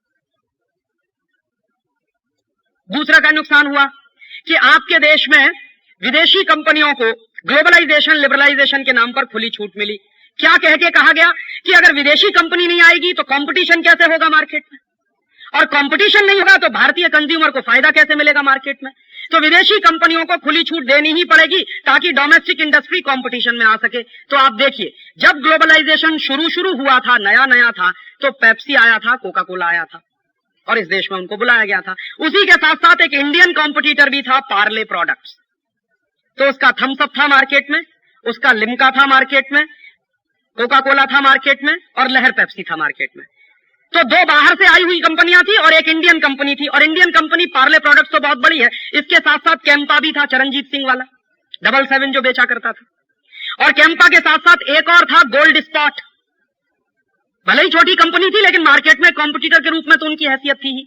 तो क्या हुआ कि नया नया जब ग्लोबलाइजेशन शुरू हुआ था तो ऐसा माना जाता है कि उस समय कंपटीशन नहीं था। कंपटीशन तो तब होगा जब मल्टीनेशनल को खुली छूट मिलेगी। तो उस समय क्या होता था, आप प्राइसिंग में पैरिटी करके देख लीजिए। हिंदुस्तान में जब पेप्सी नया नया बिकने के लिए आया, कोका कोला नया नया बिकने के लिए आया, तो उस समय पेप्सी की बोतल बिकती थी 3.25 रुपए की, 3 रुपए 25 पैसे की पूरे देश में। कोका कोला भी 3.25 रुपए का था। और थम्सअप उस समय 3.5 रुपए का था, तो थम्सअप वाले को भी अपने दाम कुछ कम करने पड़े, उसने भी 3.25 रुपए का किया। तो पेप्सी 3.25 रुपए का, कोका कोला 3.25 रुपए का, गोल्ड स्पॉट भी 3.25 रुपए का, माने नॉर्मल 3 रुपए 25 पैसे से 3 रुपए 50 पैसे के रेंज में सभी बोतलें बिका करती थी इस देश में। फिर क्या हुआ, चूंकि विदेशी कंपनियों को खुली छूट है, उन्होंने मार्केट में इंडियन कंपनियों को टेक ओवर करना शुरू कर दिया, जैसे साउथ कोरिया में हुआ। साउथ कोरिया की बड़े बड़े पब्लिक सेक्टर और वहां के प्राइवेट सेक्टर की कंपनियों को जिस तरह से अमेरिकन कंपनियों ने टेक ओवर किया, वैसे ही भारत में भी शुरू हो गया। तो क्या हुआ, एक दिन हमको अखबार में खबर मिली कि पूरा का पूरा पार्ले प्रोडक्ट चला गया कोका कोला के कंट्रोल में। अब आप जरा इस बात पर ध्यान दीजिए कि पेप्सी और कोका कोला अगर इस देश में कंपटीशन करने के लिए आए थे, तो उन्होंने पार्ले को टेक ओवर क्यों किया? अगर आप मानते हैं कि वो बहुत बड़े कॉम्पिटिटर हैं, तो पहलवान बनकर कुश्ती लड़ते हैं भारत के बाजार में आके, और पार्ले भी चलता, गोल्ड स्पॉट भी चलता, पेप्सी भी चलता, कोका कोला भी चलता, तभी तो मैं मानता कि कंपटीशन है। तो मेरे मन में अक्सर यह प्रश्न उठता है कि अगर वो कंपटीशन करने आए तो उन्होंने क्यों टेक ओवर किया पार्ले प्रोडक्ट को? और भारत सरकार अगर ये कहती है कि हम कंपटीशन चाहते हैं मार्केट में, तो भारत सरकार ने क्यों टेक ओवर होने दिया पार्ले प्रोडक्ट को? क्योंकि यह बात तो भारत सरकार भी जानती थी कि अगर पार्ले चला जाएगा तो उनके सामने कोई कॉम्पिटिटर नहीं रहेगा। गोल्ड स्पॉट की कोई औकात नहीं थी, कैंपा की कोई औकात नहीं थी, चिरंजीत सिंह पहले ही सरेंडर कर चुके थे उनके सामने, और वो तो तैयार बैठे थे कि अगर पार्ले जाता है तो हम भी किसी ना किसी कंपनी के साथ कोई ना कोई ज्वाइंट वेंचर कर लेंगे। तो हुआ क्या, कंपटीशन के नाम पर मल्टीनेशनल की मार्केट में मोनोपोली एस्टेब्लिश हो, इसके लिए भारत सरकार ने खुली छूट दी और कोका कोला ने पार्ले को टेक ओवर कर लिया। पार्ले चला गया और मार्केट से धीरे धीरे जितने इंडियन कॉम्पिटिटर थे सब मार्केट से बाहर हो गए, या तो पेप्सी के कब्जे में चले गए या कोका कोला के कब्जे में चले गए। अब देखिए कितना कंपटीशन हो रहा है इस मार्केट में कि 3.25 रुपए में जो पेप्सी कोला बिकता था, अब वो 10 रुपए में हम पी रहे हैं और कह रहे हैं कंपटीशन हो रहा है मार्केट में, और झक मार के पी रहे हैं। क्योंकि दो ही चॉइस है, या तो पेप्सी पीजिए या कोका कोला पीजिए, और दोनों ही चॉइस आप करेंगे, पैसा अमेरिका ही जाने वाला है। आपके लिए दो ही तो चॉइस है इस समय मार्केट में। आप कहेंगे मैं सिट्रा पीऊंगा, तो सिट्रा के नीचे देख लीजिए लिखा हुआ क्या है, कंट्रोल्ड बाय कोका कोला। आपको लगता है मैंगो फ्रूटी पीऊंगा, तो मैंगो फ्रूटी के नीचे देख लीजिए क्या लिखा हुआ है।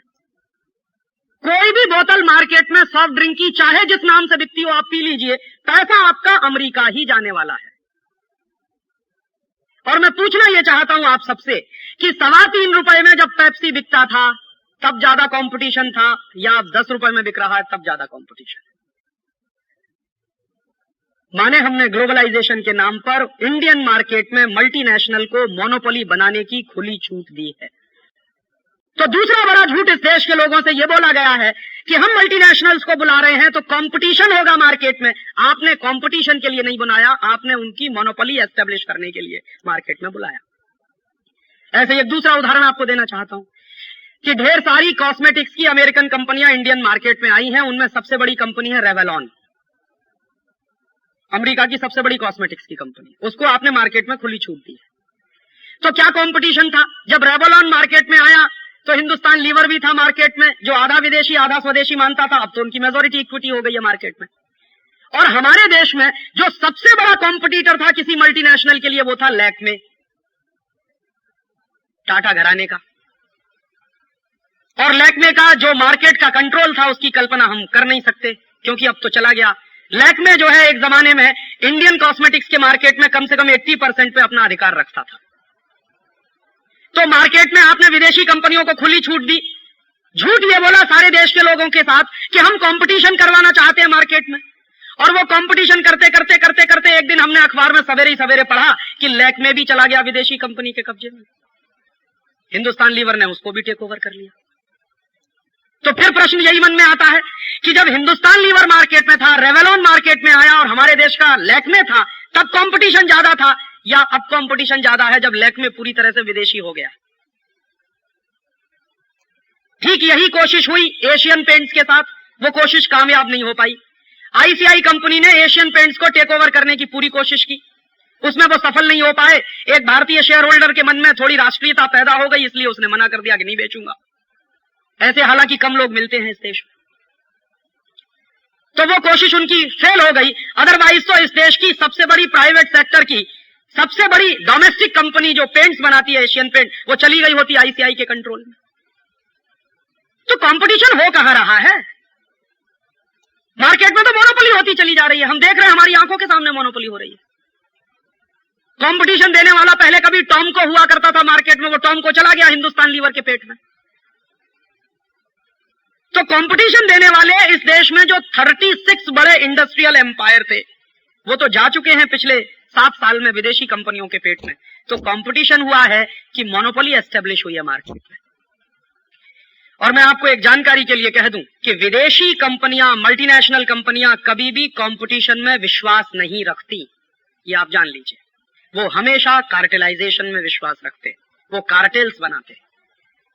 और ये जो चक्कर हमारे देश में चल रहा है कंपटीशन के नाम पर कंट्रोलिंग का, पूरी इकोनॉमी को, पूरे मार्केट में मोनोपोली का, ये चक्कर इस समय अमेरिका में भी चल रहा है और यूरोप में भी चल रहा है। अमेरिका की बड़ी बड़ी कंपनियां आपस में मर्ज कर रही हैं। आईबीएम और आईसीएल दोनों के मर्ज होने की तैयारी चल रही है इस समय। बोइंग और जनरल मोटर्स आपस में मर्ज करने को तैयार बैठे हैं। रथियन कॉर्पोरेशन मर्ज करना चाहता है जनरल इलेक्ट्रिक के साथ। तो सारी के सारे अमेरिकन इकोनॉमी में हम देख रहे हैं कि सिवाय कार्टेलाइजेशन के कुछ हो नहीं रहा है। और वहां क्या हो रहा है, जो भी कंपनी मार्केट में कंपटीशन दे सकती है उसको या तो टेक ओवर कर लो या मार्केट से उसको आउट कर दो। आइदर कोऑप्ट और करप्ट, यही प्रिंसिपल है डेमोक्रेसी का। वही प्रिंसिपल मार्केट में है मल्टीनेशनल्स के माध्यम से कि या तो इंडियन कंपनियों को टेक ओवर कर लो या उनको मार्केट से आउट कर दो, किसी भी तरीके से। ये इनके इन प्रकार है। तो कंपटीशन हुआ कहां है मार्केट में पिछले 7 साल में? और फिर एक दूसरी बात और कहना चाहता हूं आपसे कि कंपटीशन किसका किसके बीच हो सकता है। कंपटीशन शब्द की डेफिनेशन है, अगर उसको समझने की हम कोशिश करें तो कोई 19-20 का पार्टनर हो तो उनमें कंपटीशन हुआ करता है। लेकिन ऐसा नहीं हो सकता कि एक तरफ बेन जॉनसन खड़ा है और दूसरी तरफ एक टांग वाला कोई नौजवान खड़ा है और आप कहो कि 100 मीटर स्प्रिंट दौड़ो।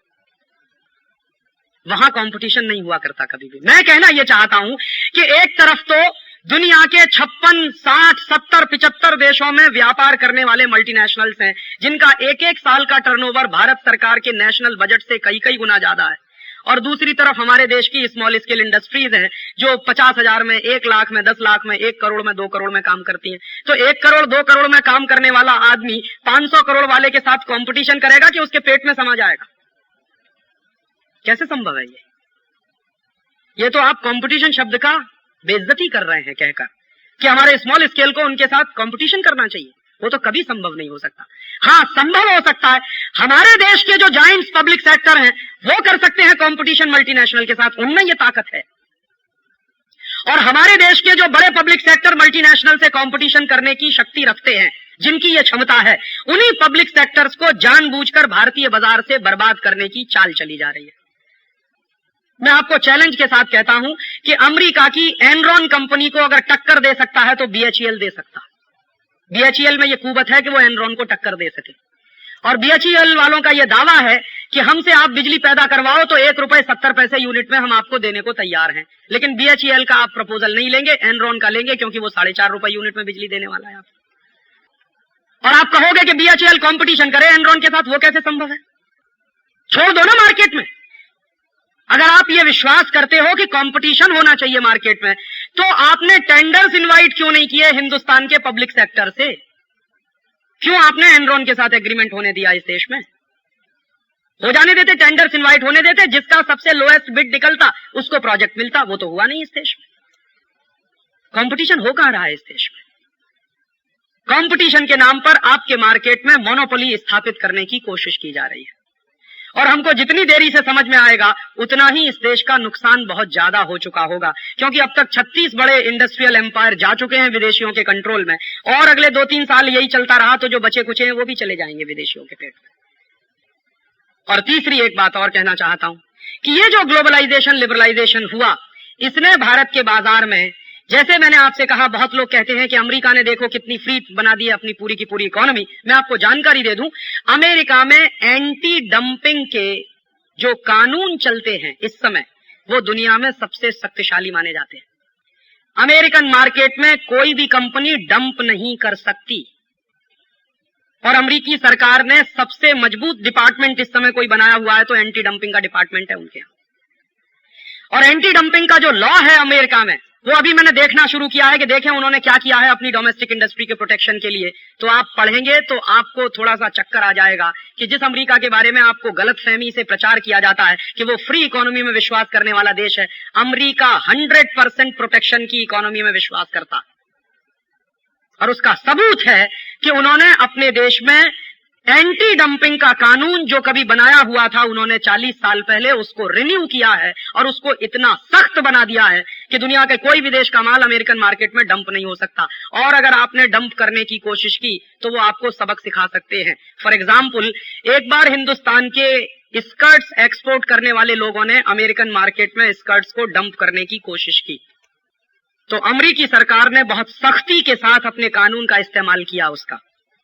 और उसका नतीजा क्या निकला? दो तरह से उन्होंने इस्तेमाल किया। एक तो पेनल्टी लगा दी जो इंडियन एक्सपोर्टर्स अमेरिकन मार्केट में काम करने वाले थे, दूसरा इंडियन स्कर्ट्स के बॉयकॉट का नारा भी दे दिया बिल क्लिंटन ने।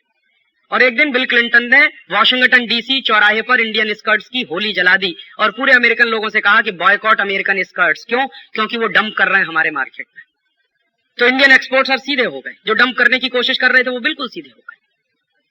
और अब अमेरिकी शर्तों पर यहां से स्कर्ट जा रहा है। और आपको मैं जानकारी दे दूं कि यहां से जितना स्कर्ट जा रहा है अमेरिका में, उसका कोटा फिक्स है। बहुत कम लोग ये बात जानते हैं। हिंदुस्तान से जितना बेस्ट क्वालिटी का टेक्सटाइल और कपड़ा अमेरिका में जाता है, यूरोप में जाता है, उसका कोटा फिक्स है। और आप उस कोटे से 1% ज्यादा नहीं डंप कर सकते उनके मार्केट में। एक तरफ अमेरिका हमसे ये उम्मीद करता है कि तुम तुम्हारा पूरा बाजार खोल दो, तुम अपनी डोमेस्टिक इंडस्ट्रीज को प्रोटेक्ट मत करो। दूसरी तरफ अमेरिका अपनी डोमेस्टिक इंडस्ट्रीज को प्रोटेक्ट करने के लिए कोटा सिस्टम आज भी चलाता है। और हमारे पास सबसे ज्यादा एक्सपोर्ट करने लायक है क्या?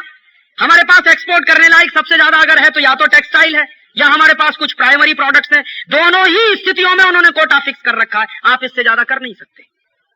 और कैसे अमेरिकन इंडस्ट्रीज को प्रोटेक्ट किया है अमेरिकन गवर्नमेंट ने, उसकी समझ देखिए, सूझ देखिए कि भारत से कालीन निर्यात होता है, गलीचा, पता नहीं मराठी में उसको क्या कहते हैं मुझे मालूम, कारपेट। तो कारपेट हमारे देश से बेस्ट क्वालिटी का एक्सपोर्ट होता, अमेरिका में जाता, यूरोप में भी जाता। तो हमारे कारपेट ने जब वहां मार्केट बनाना शुरू किया तो अमेरिकन सरकार ने हल्ला मचाना शुरू किया कि इंडियन कारपेट बनाने में चाइल्ड लेबर लगता, इसलिए इसको बैन करो। तो चाइल्ड लेबर के नाम पर हमारे देश के कारपेट पर उन्होंने कोटा फिक्स कर दिया। और देखिए इनका दो मुहा चरित्र देखिए कि अमेरिका में अगर 14 साल का बच्चा फैक्ट्री में काम करता है और पढ़ाई करता है तो कहते हैं ये सेल्फ सफिशिएंट है, सेल्फ रिलायंट है। और मेरे देश में कोई बच्चा अपने मां बाप के साथ मिलकर कालीन बनाता है अपने घर में बैठ के तो कहते हैं चाइल्ड लेबर है। ये दोहरा स्टैंडर्ड देखिए। और आपको मैं जानकारी दे दूं, ILO की रिपोर्ट के अनुसार अमेरिकन इंडस्ट्रीज में इस समय लगभग 20 मिलियन बच्चे हैं जो काम कर रहे हैं, जिनकी उम्र 14 साल के आसपास है। कोई प्रश्न नहीं पूछता कि तुम्हारे यहां चाइल्ड लेबर है। वहां वो कहते हैं कि ये तो इकोनॉमिक सेल्फ डिपेंडेंट बच्चे हैं, सेल्फ सफिशिएंट है, सेल्फ रिलायंट है। देखो कितना काम करते हैं, अपने पेट का भी जुगाड़ करते हैं और पढ़ाई भी करते हैं। तो मेरे देश में जब कोई बच्चा करने की कोशिश करता है तो कहते चाइल्ड लेबर है। तो जहां मेरा एक्सपोर्ट ज्यादा हो सकता था अमेरिकन मार्केट में, चूंकि मेरे पास कालीन बहुत अच्छी क्वालिटी का है, वहीं पर उन्होंने मार पीटना शुरू कर दिया। और फिर क्या कहना शुरू कर दिया कि इंटरनेशनल लेबर स्टैंडर्ड के अनुसार आपके यहां मजदूरी कम दी जाती है। तो आप जरा एक छोटी सी बात समझने की कोशिश करिए। दुनिया में कोई भी इंडस्ट्री जब चलती है तो उस इंडस्ट्री को चलाने के लिए जो सबसे महत्वपूर्ण चीजें होती हैं उनमें एक तो कैपिटल होता है, दूसरा लेबर होता है, तीसरा मैनेजमेंट होता है, चौथा रॉ मटेरियल्स होते हैं, रिसोर्सेज होते हैं, और पांचवा होती है विल पावर माने संकल्प शक्ति। तो किसी देश के पास कैपिटल ज्यादा है, किसी देश के पास नेचुरल रिसोर्सेज ज्यादा है, किसी देश के पास लेबर ज्यादा है, किसी देश के पास अपनी विल पावर ज्यादा, वगैरह वगैरह। तो ये तो पैरामीटर्स है ना किसी भी इंडस्ट्री को चलाने वाले। तो अमेरिका हमसे यह उम्मीद करता है कि आप अमेरिकन पूंजी के लिए भारत के बाजार को खुला छोड़ दीजिए। तो इसके पलट के मैं कहना चाहता हूं कि अमेरिका के पास चूंकि कैपिटल सरप्लस है तो मेरे पास लेबर सरप्लस है, तो अमेरिका अपना दरवाजा खोले मेरे लेबर्स को जाने के लिए। तभी तो ग्लोबलाइजेशन होगा, अदरवाइज ग्लोबलाइजेशन होने वाला कैसे है? अमेरिका की पूंजी मेरे बाजार में अगर बिना किसी बाधा के आना चाहती है तो अमेरिका के बाजार में मेरे लेबर को बिना किसी बाधा के घुसने का लाइसेंस दे दो, तो मैं मानता हूं कि तुम ग्लोबलाइजेशन की चाहत हो। अदरवाइज ये कैसे संभव हो सकता है कि अमेरिका की पूंजी मेरे मार्केट में घुसती चली जाए और मेरे लेबर्स अगर अमेरिका में जाना शुरू करें तो उन पे इमिग्रेशन की पाबंदियां लगाना शुरू किया जाए? ये कैसे संभव हो सकता है?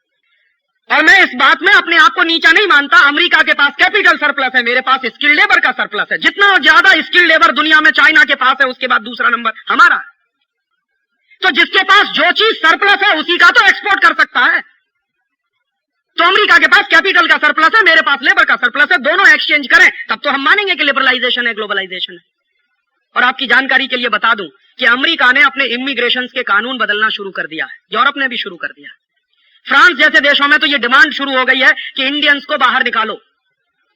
फ्रांस में एक बड़ा भारी नेता है जिसका नाम है जियो मारिया लापें। जियो मारिया लापें प्रेसिडेंट का कैंडिडेट है इस बार, और वो कुछ वोटों से हारा। अगर वो जीत गया होता इस बार फ्रांस के इलेक्शन में तो मार मार के इंडियंस को उसने बाहर निकाल दिया होता, जियो मारिया लापें ने। उसकी पूरी पॉलिटिक्स इसी पे चलती है कि फ्रांस को बर्बाद कर दिया एशियन लोगों ने, इंडियंस लोगों ने, क्योंकि सस्ते दाम पर वहां मजदूरी करने को तैयार हो जाते हैं।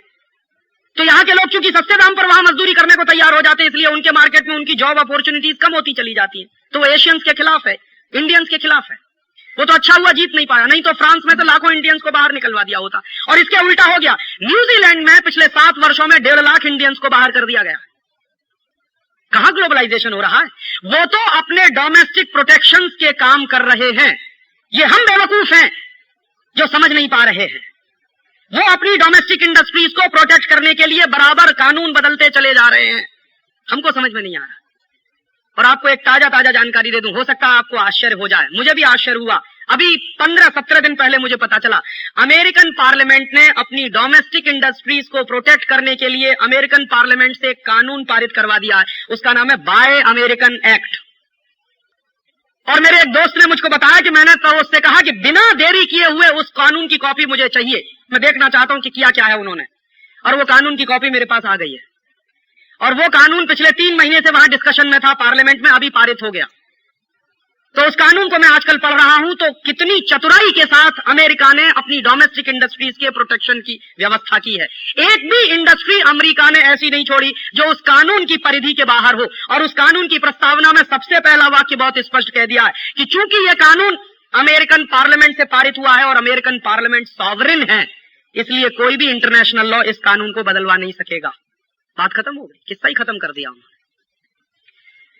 माने कभी हमारे जैसे देश WTO में जाएं, गेट में जाएं, उनकी शिकायत करें और शिकायत के आधार पर अमेरिकन डोमेस्टिक लॉज को बदलवाने की कोशिश करें, तो उन्होंने बिल्कुल स्पष्ट लिखवा दिया कि हमारी पार्लियामेंट सॉवरेन है और इस पार्लियामेंट का पारित किया हुआ ये कानून है, इसलिए इसको कोई नहीं बदलवा सकता। और अपनी डोमेस्टिक इंडस्ट्रीज को प्रोटेक्ट करने की इतनी सुंदर व्यवस्था उन्होंने की है। तो मैं प्रश्न ये पूछना चाहता हूं कि अगर अमेरिकन पार्लियामेंट में बाय अमेरिकन एक्ट पारित हो सकता है तो इंडियन पार्लियामेंट में बाय इंडियन एक्ट क्यों नहीं पारित हो सकता?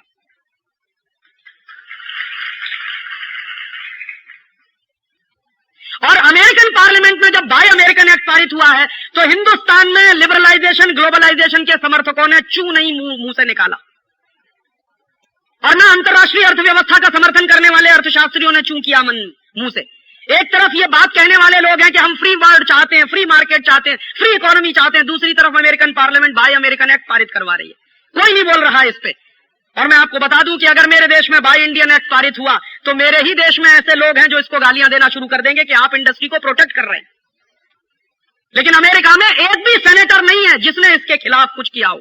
और आप ये जान लीजिए, रिपब्लिकन्स और डेमोक्रेट्स दोनों की सहमति से यह कानून पारित हुआ अमेरिकन पार्लियामेंट में।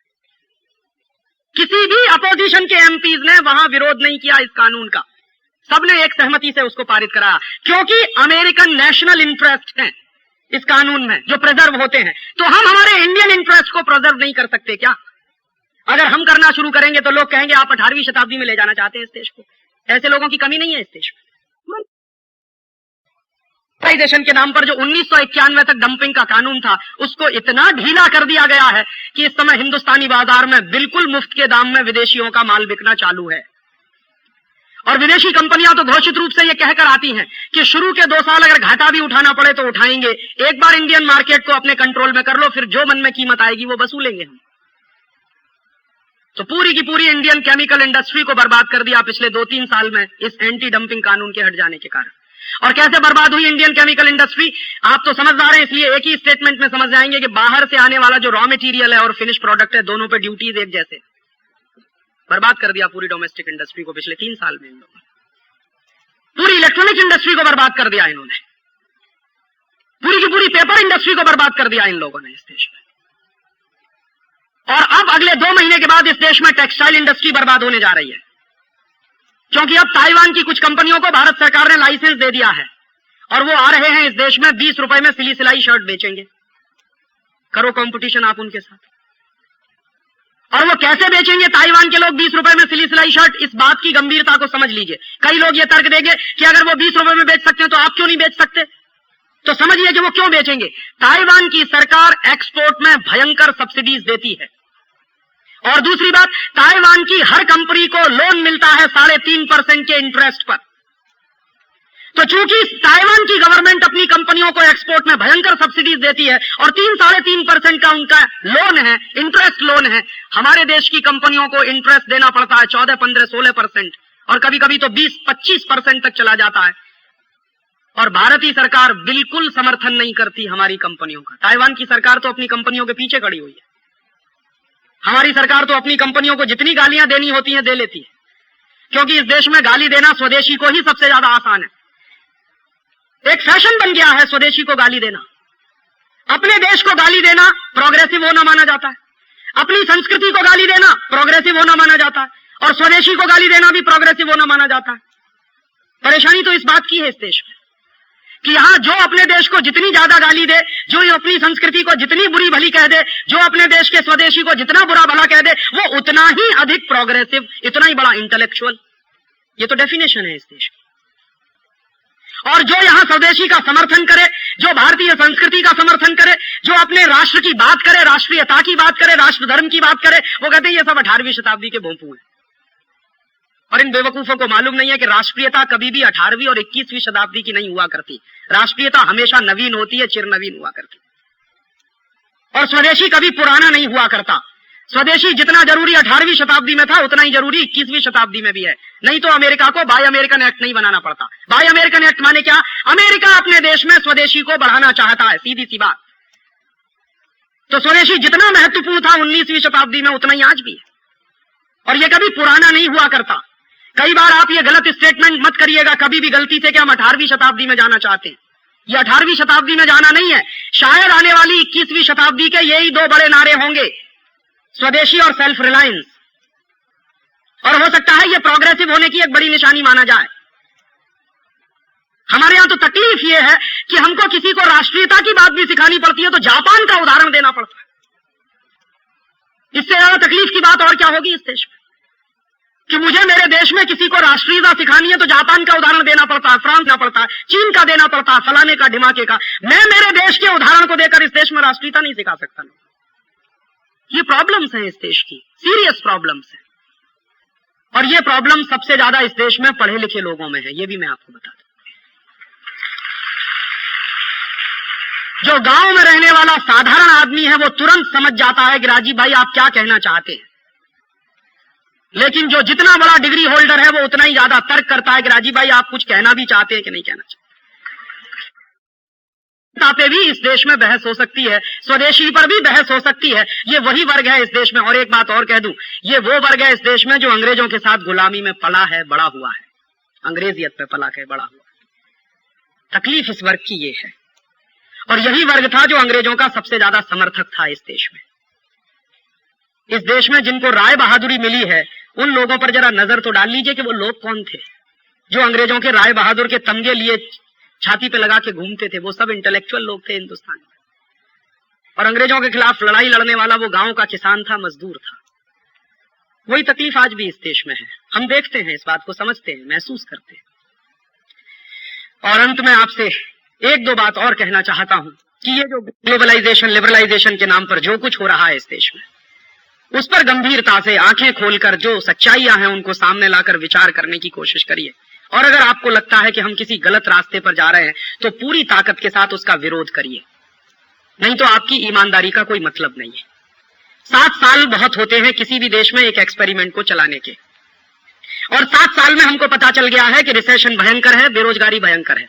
इस ग्लोबलाइजेशन के नाम पर प्लानिंग कमीशन के आंकड़े बताते हैं कि 1991 में गरीबों की संख्या 32 करोड़ थी, अब गरीबों की संख्या 40 करोड़ हो गई है। 8 करोड़ लोग ज्यादा गरीब हुए हैं पिछले 7 साल में।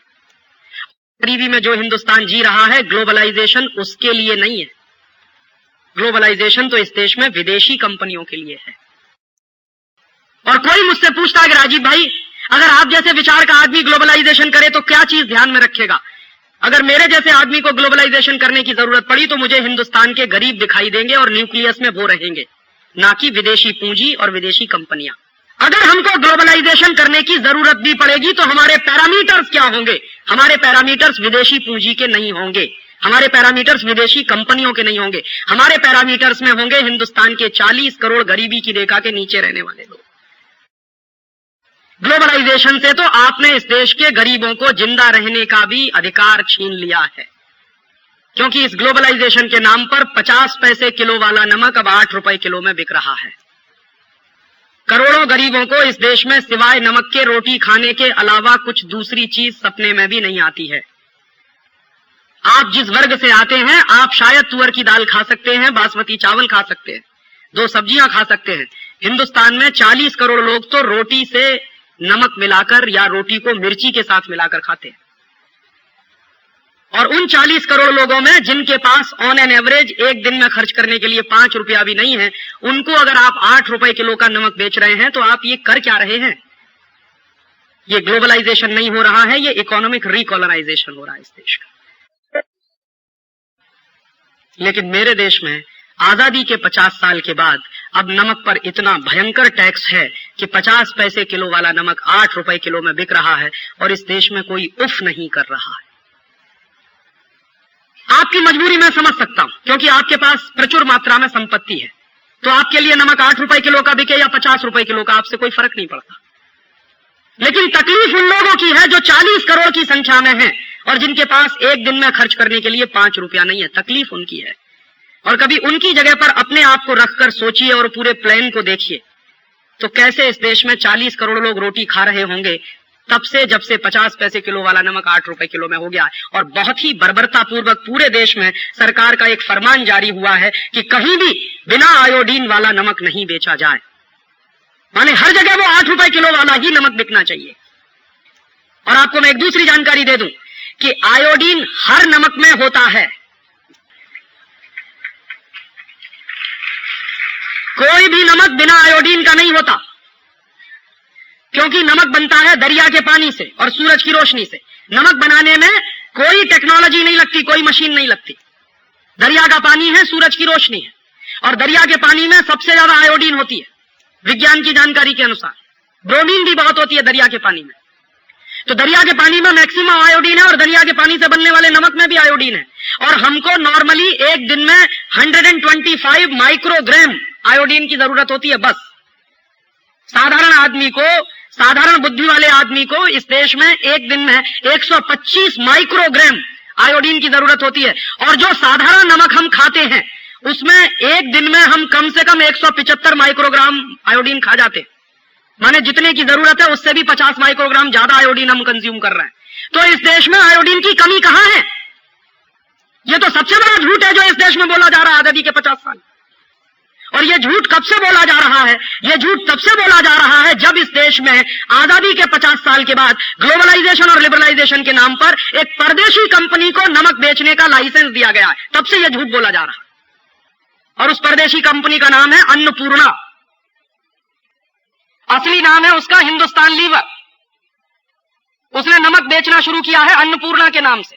तो जब से हिंदुस्तान लीवर को इस देश में नमक बेचने का लाइसेंस मिला है, तब से इस देश में ये आयोडीन का चक्कर चलाया इन कंपनियों ने। और मैं आरोप लगाता हूं इस देश के बड़े बड़े सेक्रेटरीज इस घोटाले में शामिल हैं, जिन्होंने गलत रिपोर्ट पेश करके इस देश में लोगों को यह डर पैदा कर दिया कि आपको आयोडीन की डेफिशिएंसी हो गई है, इसलिए आपको आयोडीन युक्त नमक खाना चाहिए। और मैंने जब पार्लियामेंट में सवाल पूछवाया एक एमपी के माध्यम से कि पूरे देश में आयोडीन की कमी के कारण जो बीमारियां हैं, जैसे घेंगा सबसे ज्यादा, उसके मरीज कितने हैं पूरे देश में, तो भारत सरकार का जवाब है कि भारत में जितनी कुल बीमारियों के मरीज हैं उसमें 0.3% मरीज घेंगा के हैं, और वो भी कहां है, भारत के पर्वतीय इलाके में, जो पहाड़ी इलाके हैं। और पर्वतीय इलाकों में कितनी आबादी रहती है इस देश की, मुश्किल से कुल आबादी का 5%। तो एक बार को मान भी लिया जाए कि इस देश में आयोडीन की कमी है, तो पर्वतीय इलाकों में कमी है, सामान्य इलाकों में आयोडीन की कोई कमी नहीं है। लेकिन पूरे देश में यह नाटक इस देश में चला, और यह नाटक करने के पीछे एक ही सबसे बड़ा सत्य है कि एक परदेशी कंपनी को नमक बेचना था और उस नमक से उसको करोड़ों रुपए का मुनाफा कमाना था, इसलिए उसने 50 पैसे किलो वाले नमक को 8 रुपए किलो में बिकवाना शुरू करवा दिया है आयोडीन नाम के धोखे के साथ।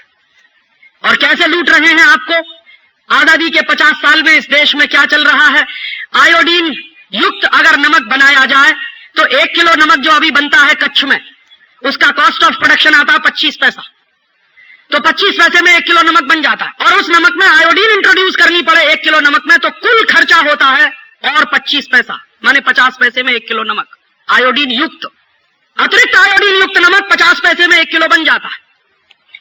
तो भारत सरकार के कुछ टैक्स वैक्स होंगे, कुछ खर्चे होंगे, हालांकि मैं मानता हूं कि नमक पर टैक्स नहीं होना चाहिए, लेकिन फिर भी ऐसी बेदर्दी सरकारें हैं जिन्होंने नमक पर भी टैक्स लगा रखा है, तो कुछ टैक्स वैक्स मान लीजिए आप, और कुछ ट्रांसपोर्टेशन का भी मान लीजिए, तो 50 पैसे किलो वाले नमक में आमदनी भी मिला के, इनकम भी मिला के 1 रुपए किलो में बिक जाना चाहिए, लेकिन वो बिक रहा है 8 रुपए किलो में। और औसतन 1 किलो नमक पर जो मुनाफा है वो 6.5 रुपए के आसपास का है। और सारे देश में कितना नमक बिक रहा है इस समय, भारत सरकार के आंकड़े बताते हैं 40 लाख टन नमक घरों में इस्तेमाल हो रहा है इस समय। तो 40 लाख टन नमक अगर घरों में इस्तेमाल हो रहा है और 1 किलो नमक 8 रुपए में है और 1 किलो नमक पर 6.5 रुपए का प्रॉफिट है, तो आप जान लीजिए आपकी जेब से 2400 करोड़ रुपए एक साल में लूटे जा रहे हैं आयोडीन के नाम पर। और आजादी के 50 साल में अगर इसी देश की सरकारें देश के गरीब लोगों के खीसे में से 2400 करोड़ रुपए निकाल रही हैं, तो इन सरकारों को हम क्या कहें। मैं कभी कभी जब बहुत गुस्सा होता हूं और दुखी होता हूं तो मैं कहता हूं कि नाथूराम गॉडसे ने तो गांधी के शरीर की हत्या की थी और इन लोगों ने तो गांधी के विचार को मार दिया है। ये तो नाथूराम गॉडसे से बड़े हत्यारे हैं इस देश में।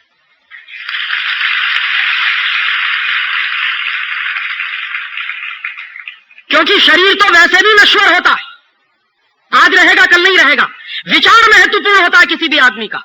और नमक सत्याग्रह इस देश में एक विचार था, क्रांति का एक प्रतीक था, हिला दिया था उस नमक सत्याग्रह ने पूरे देश को। और नमक पर टैक्स नहीं होना चाहिए, वो गांधी जी के दिल की तकलीफ थी, हिंदुस्तान के आखिरी आदमी के चेहरे को ध्यान में रखकर। और आज उसी देश में जहां 40 करोड़ लोग गरीबी की रेखा के नीचे रहते हो, उनको 8 रुपए किलो में आयोडीन युक्त नमक खरीदने को मिले, बाकी कुछ मिले या न मिले, और उन गरीबों को इस देश में 35 रुपए किलो का कांदा खरीदना पड़े, ये आजादी के 50 साल में इस देश की तकलीफ है। आखिरी बात चलते चलते कि आप में से कुछ लोगों के मन में फिर यह प्रश्न उठेगा कि राजीव भाई अब तो ये बर्बादी हो ही गई है, अब तरीका क्या है इसमें से। कहना चाहता हूं कि इसके सॉल्यूशंस हैं।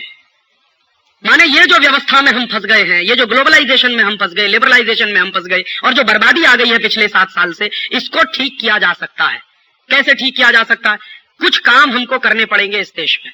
कुछ काम होंगे जो शॉर्ट टर्म के होंगे और कुछ काम होंगे जो लॉन्ग टर्म की पॉलिसीज के रूप में होंगे। जो शॉर्ट टर्म पॉलिसीज हो सकती है देश में इस दुर्व्यवस्था को दूर करने के लिए, वो क्या हो सकती है, मैं आपके माध्यम से कहना यह चाहता हूं। ये अगर कोई प्रेस वाले हों तो इस बात को नोट करें कि क्या क्या करना चाहिए, तो इस देश का ये खत्म हो सकती है दुर्व्यवस्था।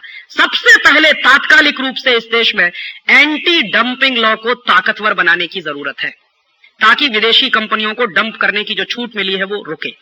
एक काम। दूसरा काम, अगर अमेरिकन पार्लियामेंट में बाय अमेरिकन एक्ट बना है तो इंडियन पार्लियामेंट से बाय इंडियन एक्ट बनवाने की जरूरत है। तीसरा काम, हमारे देश में ये जो विदेशी कंपनियों को लूट की खुली छूट हमने दे दी है, इसको तत्काल रोकने की जरूरत है। और कम से कम इसमें इतना क्लासिफिकेशन तो हम कर ही सकते हैं कि जिन सेक्टर्स में जीरो टेक्नोलॉजी है और जो चीजें हमारी जरूरत की नहीं है, उदाहरण के लिए Pepsi cola, Coca cola, Thums up, Limca, Citra, या उनके potato chips, Ruffles, Hostess, Top Ramen, बिनीज, या फिर उनकी नूडल्स, या फिर उनका नमक, या फिर उनका आटा, या फिर उनकी कैडबरीज की चॉकलेट, या फिर उनके टॉफियां, या फिर उनके बिस्किट्स, ये जो जीरो टेक्नोलॉजी के आइटम है, ऐसे 840 प्रोडक्ट हैं इस देश में जो जीरो टेक्नोलॉजी के प्रोडक्ट हैं। तो जीरो टेक्नोलॉजी के जो प्रोडक्ट्स हैं इस देश में, उन क्षेत्रों में तत्कालिक रूप से विदेशी कंपनियों को बैन कर देने की जरूरत है कि इस सेक्टर में हमको कोई मल्टीनेशनल नहीं चाहिए, क्योंकि ये हमारे प्रायोरिटी के सेक्टर नहीं है। इस देश के गांवों को पीने का पानी चाहिए, पेप्सी कोला नहीं चाहिए। इस देश के 2 लाख गांवों में पीने का पानी नहीं है, करोड़ों लोगों को पीने का पानी नहीं मिलता है, तो करोड़ों लोगों को पहले पीने का पानी चाहिए, ना कि पेप्सी और कोका कोला। इस देश में 20 लाख बच्चे हर साल बिना दूध के मर जाते हैं, उनको पहले दूध चाहिए, ना कि कैडबरीज की चॉकलेट। हमारी प्रायोरिटीज हमको समझनी चाहिए। तो हमारी प्रायोरिटीज में जो जीरो टेक्नोलॉजी के आइटम है, उनमें 100% विदेशी कंपनियों को बैन करने की जरूरत है। तो आप ये कह सकते हैं, इसमें एक कंफ्यूजन रहता है कि राजीव भाई आप क्या बोल रहे हैं, अभी जो नई आएंगी उनको बैन करना है या जो आ चुकी हैं उनकी बात कर रहे हैं? मैं बात कर रहा हूं जो आ चुकी है उनकी, नई आने वालों की तो बात ही नहीं कर रहा हूं। जो आ चुकी है उनको बैन करने की जरूरत है। तो आप पूछेंगे वो कैसे होगा? आपके देश में एक सॉलिड एग्जाम्पल है, मुरारजी भाई देसाई ने क्या किया था 1977 में। 24 घंटे में कोका कोला को नोटिस दिया था भारत छोड़ने का। तो कोका कोला ने आंखें दिखाई थी कि आप अगर मुझसे भारत छोड़ने की बात कहेंगे तो आपको मुआवजा देना पड़ेगा। तो मुरारजी भाई ने कहा कि हाँ ठीक है, मुआवजा तो दूंगा, तो पहले तुम्हारी संपत्ति जब्त करूंगा, उसको बेचकर मुआवजा दे दूंगा तुमको। और जैसे ही मुरारजी भाई ने कोका कोला की संपत्ति जब्त करने की बात कही थी, वैसे ही कोका कोला बिस्तर बोरिया उठाकर भाग गया था इस देश से। बिना एक पैसे का कंपेंसेशन दिए कोका कोला भागा था यहां से। और कोका कोला भागा, उसके बाद IBM भागा, उसके बाद ICL भागा, और चौथा नंबर लगा हुआ था हिंदुस्तान लीवर के भागने का। तब तक सरकार गिर गई। अदरवाइज तो ये संकट ही आज नहीं होता इस देश में, क्योंकि वो सरकार बिल्कुल कमिटेड थी कि जीरो टेक्नोलॉजी के एरिया में कोई मल्टीनेशनल की हमको जरूरत नहीं है। तो मुझे लगता है कि आज हमको जो करने की जरूरत है कि जो जीरो टेक्नोलॉजी के एरिया उनमें इनको तत्काल बैन किया जाए। और आपको अगर कोई नेता इस बात से फुसलाने की कोशिश करे कि हम विदेशी कंपनियों को भगाएंगे तो उनको कंपेंसेशन देना पड़ेगा, ये सबसे बड़ा झूठ है। जानते हैं क्यों? क्योंकि जीरो टेक्नोलॉजी के एरिया में जितनी मल्टीनेशनल्स काम कर रही हैं, उनके जो मेमोरेंडम ऑफ अंडरस्टैंडिंग साइन हुए हैं, सामान्य रूप से हर कंपनी के जो मेमोरेंडम ऑफ अंडरस्टैंडिंग साइन हुए हैं, उनमें 10 साल के अंदर उनको भारत से छोड़कर चला जाना चाहिए था, ऑलरेडी चला जाना चाहिए था। लेकिन 20-20 साल हो गए, 25-25 साल हो गए, 40-40 साल हो गए, वो छोड़कर नहीं भागे हैं। माने उनकी शर्तों के अनुसार उनको चला जाना चाहिए, वो इलीगल तरीके से यहां बैठे हुए हैं, तो उनको भगाने में एक पैसे का कंपेंसेशन नहीं देना पड़ेगा। और फिर एक काम और करना पड़ेगा कि फाइनेंशियल मार्केट में जो लूट मची हुई है उसको तात्कालिक रूप से बंद करना पड़ेगा, और फाइनेंशियल कैपिटल पर जो निर्भरता हमारी हो गई है, इस निर्भरता को खत्म करना पड़ेगा। और ये जो पूंजी के लिए कटोरा लेकर हम चले जाते हैं दूसरे देशों में भीख मांगने के लिए, ये भीख मांगना बंद करिए। भारत बहुत बड़ा देश है। और मैं तो कभी कभी कहता हूं, लेकिन ये मजाक में नहीं, गंभीर बात कह रहा हूं, हमारे देश में बंबई, दिल्ली जैसे शहरों में बेगर्स एक्ट बना हुआ है। आप जानते हैं, भिखारी अगर दिल्ली के हवाई अड्डे पर भीख मांगता हुआ पकड़ा गया तो उसको जेल में बंद कर देते। क्यों बंद कर देते? क्योंकि वो 50 पैसे की भीख मांगता है, 1 रुपए की भीख मांगता है। और हमारे देश के ये जो बड़े बड़े best finance minister billions of dollar की भीख मांग कर लाते हैं, इनकी जगह कहां होनी चाहिए फिर? तो हमको भीख मांगना बंद करना है, विदेशी पूंजी की हमको जरूरत नहीं है। तो आप पूछेंगे वो कैसे? हमारे देश में स्वदेशी पूंजी ही इतनी मात्रा में है कि उसी का इस्तेमाल हम नहीं कर पाते। रिजर्व बैंक ऑफ इंडिया के फिगर्स हैं कि इस देश में जो GDP है वो करीब करीब 8 लाख करोड़ का है एक साल का, उसका 24% हमारे डोमेस्टिक सेविंग्स हैं एवरी ईयर। तो 2 लाख करोड़ की हमारी बचत है इस देश में एक साल की। और 2 लाख करोड़ की अगर बचत है हमारे देश में एक साल की, तो ये 2 लाख करोड़ की पूंजी को हम क्यों नहीं मोबिलाइज कर सकते भारत में इस्तेमाल करने के लिए? तो मुश्किल जानते हैं क्या है? इस देश के नेताओं की विश्वसनीयता पर लोगों को संदेह है। अन्यथा जो देश के लोग 2 लाख करोड़ रुपया बचत कर रहे हैं, वो पूंजी मार्केट में क्यों नहीं लगाई जा सकती? लोगों को भरोसा नहीं है सरकारों पर, नेताओं पर भरोसा नहीं। और ये जो 2 लाख करोड़ की डोमेस्टिक सेविंग्स है, इसको हम बहुत आसानी के साथ 3-3.5 लाख करोड़ पर ले जा सकते हैं, बशर्ते कि हिंदुस्तान के हर घर में एक छोटा सा संकल्प आए कि मैं मेरे जीवन में गैर जरूरी सामान इस्तेमाल नहीं करूंगा। मेरी जितनी आवश्यकता है, मेरी जितनी जरूरत है, उतनी जरूरत पूरी करने के लिए मुझे जो सफिशिएंट लगेगा उतना ही इस्तेमाल करूंगा। माने हम हमारे जीवन में संयम और अपरिग्रह के सिद्धांत को लागू करें। तो संयम और अपरिग्रह का सिद्धांत अगर हम लागू करें तो यही 2 लाख करोड़ की पूंजी 3.5-4 लाख करोड़ पर पहुंच सकती है। और 3.5-4 लाख करोड़ की पूंजी इतनी है कि भारत सरकार से इस्तेमाल करते नहीं बनेगी। और क्या करना चाहिए? एक काम और करना चाहिए इस देश में। 5 साल तक इस देश में कोई टैक्स नहीं लिया जाएगा। क्यों? क्योंकि टैक्स ले लेके तुमने इतना खून चूस लिया है कि वो मरने वाला है। जो मरीज मरने वाला होता है तो उसको ऑक्सीजन दिया जाता है, खून नहीं निकाला जाता उसके शरीर में से। तो ये उद्योग व्यवस्था मरने को तैयार बैठी है, इसका खून मत पियो, इसको ऑक्सीजन दो। तो ऑक्सीजन कैसे दे सकते हैं? 5 साल के लिए पूरी इकोनॉमी को जीरो टैक्स बना दीजिए। 5 साल तक ना इनकम टैक्स लिया जाएगा, ना सेंट्रल एक्साइज लिया जाएगा, ना कोई टैक्स, और ये सारे डिपार्टमेंट बंद कर दीजिए। तो आप पूछेंगे सरकार का खर्च कैसे चलेगा? सरकार का खर्च बहुत आसानी से चल सकता है। कैसे चलेगा? हमारे देश में पिछले 50 साल में जितने घोटाले हुए हैं, उन घोटालों का पैसा विदेशी बैंकों में पड़ा हुआ। और जानते हैं कितना पैसा पड़ा हुआ? हमारे देश के भ्रष्ट नेताओं ने जो घोटाले किए हैं, उसका 140 अरब डॉलर विदेशी बैंकों में पड़ा हुआ है। 140 बिलियन डॉलर विदेशी बैंकों में पड़ा हुआ है। और ये जो 140 अरब डॉलर विदेशी बैंकों में है, ये रुपए में अगर आप कैलकुलेट करें तो 5.5 लाख करोड़ रुपया बैठता। तो 5.5 लाख करोड़ रुपया जो विदेशी बैंकों में हमारे देश के घोटालेबाज नेताओं का पड़ा हुआ है, ये वापस भारत में आना चाहिए। तो कैसे आएगा? बहुत आसान रास्ता है इसका। पार्लियामेंट एक कानून बनाए। क्या कानून बनाए? कि जो घोटालों के माध्यम से पैसा देश के बाहर चला गया है, ये पैसा राष्ट्र की संपत्ति है, ये नेशनल प्रॉपर्टी है। ये अलग बात है कि नेताओं ने अपनी शक्ति का दुरुपयोग करके, घोटाला करके वो पैसा लूटकर विदेशों में जमा कर दिया, तो वो राष्ट्रीय संपत्ति है। और अगर हमारी पार्लियामेंट ये कानून बनाकर घोषित करे कि स्विस बैंकों में जितना पैसा भारत के नेताओं का पड़ा हुआ है, वो सब राष्ट्रीय संपत्ति है, तो स्विस बैंकें वो सारे पैसे को आपको वापस करेंगी। क्यों? क्योंकि स्विस बैंकों का अपना कानून है कि वो नेशनल प्रॉपर्टी नहीं रख सकते, प्राइवेट प्रॉपर्टी रखते हैं हमेशा। और उनके यहां अगर ये कानून बना है तो इसका फायदा हमको उठाना चाहिए। स्विस बैंकों में ये कानून है कि वो नेशनल प्रॉपर्टी कभी नहीं रखते, और अगर रखी उन्होंने तो उनकी बहुत बदनामी होती है। तो वो प्राइवेट प्रॉपर्टी रखते हैं। तो उनको बताया जाए कि ये प्राइवेट प्रॉपर्टी नहीं है, ये नेताओं के बाप की कमाई का पैसा नहीं है, ये देश के लोगों के खून पसीने की कमाई का पैसा है जो यहां से लूट कर ले जाया गया है। तो अगर इसको नेशनल प्रॉपर्टी डिक्लेयर कर दिया जाए तो 5.5 लाख करोड़ रुपया वापस आ जाएगा। और ये 5.5 लाख करोड़ रुपया उतना होता है कि भारत सरकार 5 साल तक टैक्स बिल्कुल लेना बंद कर दे तो भारत सरकार का बजट चल जाएगा। तो एक पैसे का टैक्स लेने की जरूरत नहीं। और अगर आप इस देश में 5 साल इकोनॉमी को जीरो टैक्स बना दीजिए तो जान लीजिए कि इस देश में ब्लैक मनी की पैरेलल इकोनॉमी, व्हाइट मनी की इकोनॉमी बन जाएगी। माने इनकम टैक्स का डिपार्टमेंट ही जब बंद हो जाएगा तो कोई मनी ब्लैक होएगी ही नहीं। और आपको मैं जानकारी दूं कि मनी मनी होती है, ब्लैक एंड व्हाइट नहीं हुआ करती। ये इडियोटिक कानून है जिनके कारण कुछ दिन ब्लैक मनी है, बाकी दिन व्हाइट मनी है। और ये मेरा एक दोस्त है इनकम टैक्स कमिश्नर, उससे मैं कई बार पूछता हूं कि तुम करते क्या हो साल में? तो कहता 25,000 करोड़ का इनकम टैक्स वसूलते हैं। मैंने कहा 25,000 करोड़ के इनकम टैक्स में ये बताओ कि पब्लिक सेक्टर की, भारत सरकार की कंपनियों का कितना है? तो कहते 15,000 करोड़। अब आप देखिए 15,000 करोड़ तो इस देश की राष्ट्रीय कंपनियों का है, उसको वसूलने में क्या लगना है? वो तो सरकार की एक जेब से निकल के दूसरी जेब में जाने वाला है। तो उसमें तुमने कौन सी बहादुरी करी है जो तुम वसूलने की बात करते हो? प्राइवेट कितने वसूलते हो? तो कहते हैं 10,000 करोड़। मैंने कहा 10,000 करोड़ का तुम पैसा वसूलते हो प्राइवेट, जिसको हम इनकम टैक्स कहें, इसमें से खर्चा कितना करते हो? तुम्हारे देश में जो पूरा इनकम टैक्स का डिपार्टमेंट है, उसमें जो पलने वाले बड़े बड़े मगरमच्छ जैसे ऑफिसर हैं, इनकी तनख्वाह पर खर्चा क्या होता? तो कहने लगा अगर पूरे डिपार्टमेंट का तुम एक्सपेंडिचर सुनोगे, डायरेक्ट इनडायरेक्ट सब मिला के, तो साल भर में कुछ 3-1 हजार करोड़ रुपए का खर्चा। तो मैंने कहा एक्चुअल कलेक्शन कितना है फिर? 7,000 करोड़ का।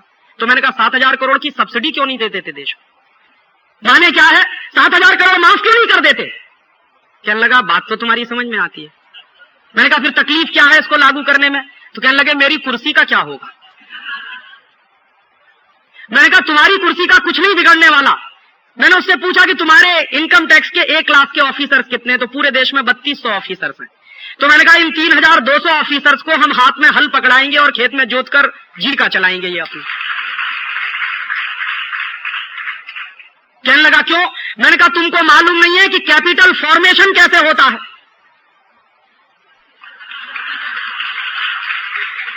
और चूंकि तुमको मालूम नहीं है कि कैपिटल फॉर्मेशन कैसे होता है, इसलिए दूसरे के खून पसीने की कमाई पर तागड़ धिंगरने की तुम्हारी आदत पड़ गई है। तो तुमको मालूम होना चाहिए कि कैपिटल फॉर्मेशन कैसे होता है। तो हल जोतो खेत में, जीविका मिल जाएगी इस देश में, क्योंकि धरती माता बहुत देती है। 2 जून की रोटी तो मिल ही जाएगी तुमको। तो कि बात कुछ समझ में आ रही है। मैंने कहा इससे भी ज्यादा सबसे महत्वपूर्ण बात जो समझनी चाहिए तुमको ये, मैंने उसी से पूछा कि तुम ये बताओ कि तुम्हारे इनकम टैक्स डिपार्टमेंट के कानूनों के कारण ब्लैक मनी कितना जनरेट होता है एक साल? तो कहने लगा लगभग 1.5 लाख करोड़ का। तो मैंने कहा जब तुम्हारा डिपार्टमेंट खत्म हो जाएगा तो क्या होगा? तो ये सब मनी व्हाइट हो जाएगा। तो अभी जब तुम्हारा डिपार्टमेंट है तो उसके कारण मेरे देश का 1.5 लाख करोड़ का नुकसान हो रहा है। माने वो 1.5 लाख करोड़ व्हाइट में नहीं है, ब्लैक में है। और तुम कर क्या रहे हो? तुम 7,000 करोड़ वसूल रहे हो उसमें से। और तुम्हारी इनएफिशिएंसी की मैं क्या कहूं कि वीडीआईएस की स्कीम चली, उसमें से तुम 10,000 करोड़ ले आए तो तुमने मान लिया कि बड़ा भारी विजय लिया है इस देश में। और कैसे लिया है? वीडीआईएस के माध्यम से, जैसे शराबी पति अपनी पत्नी से मांगता।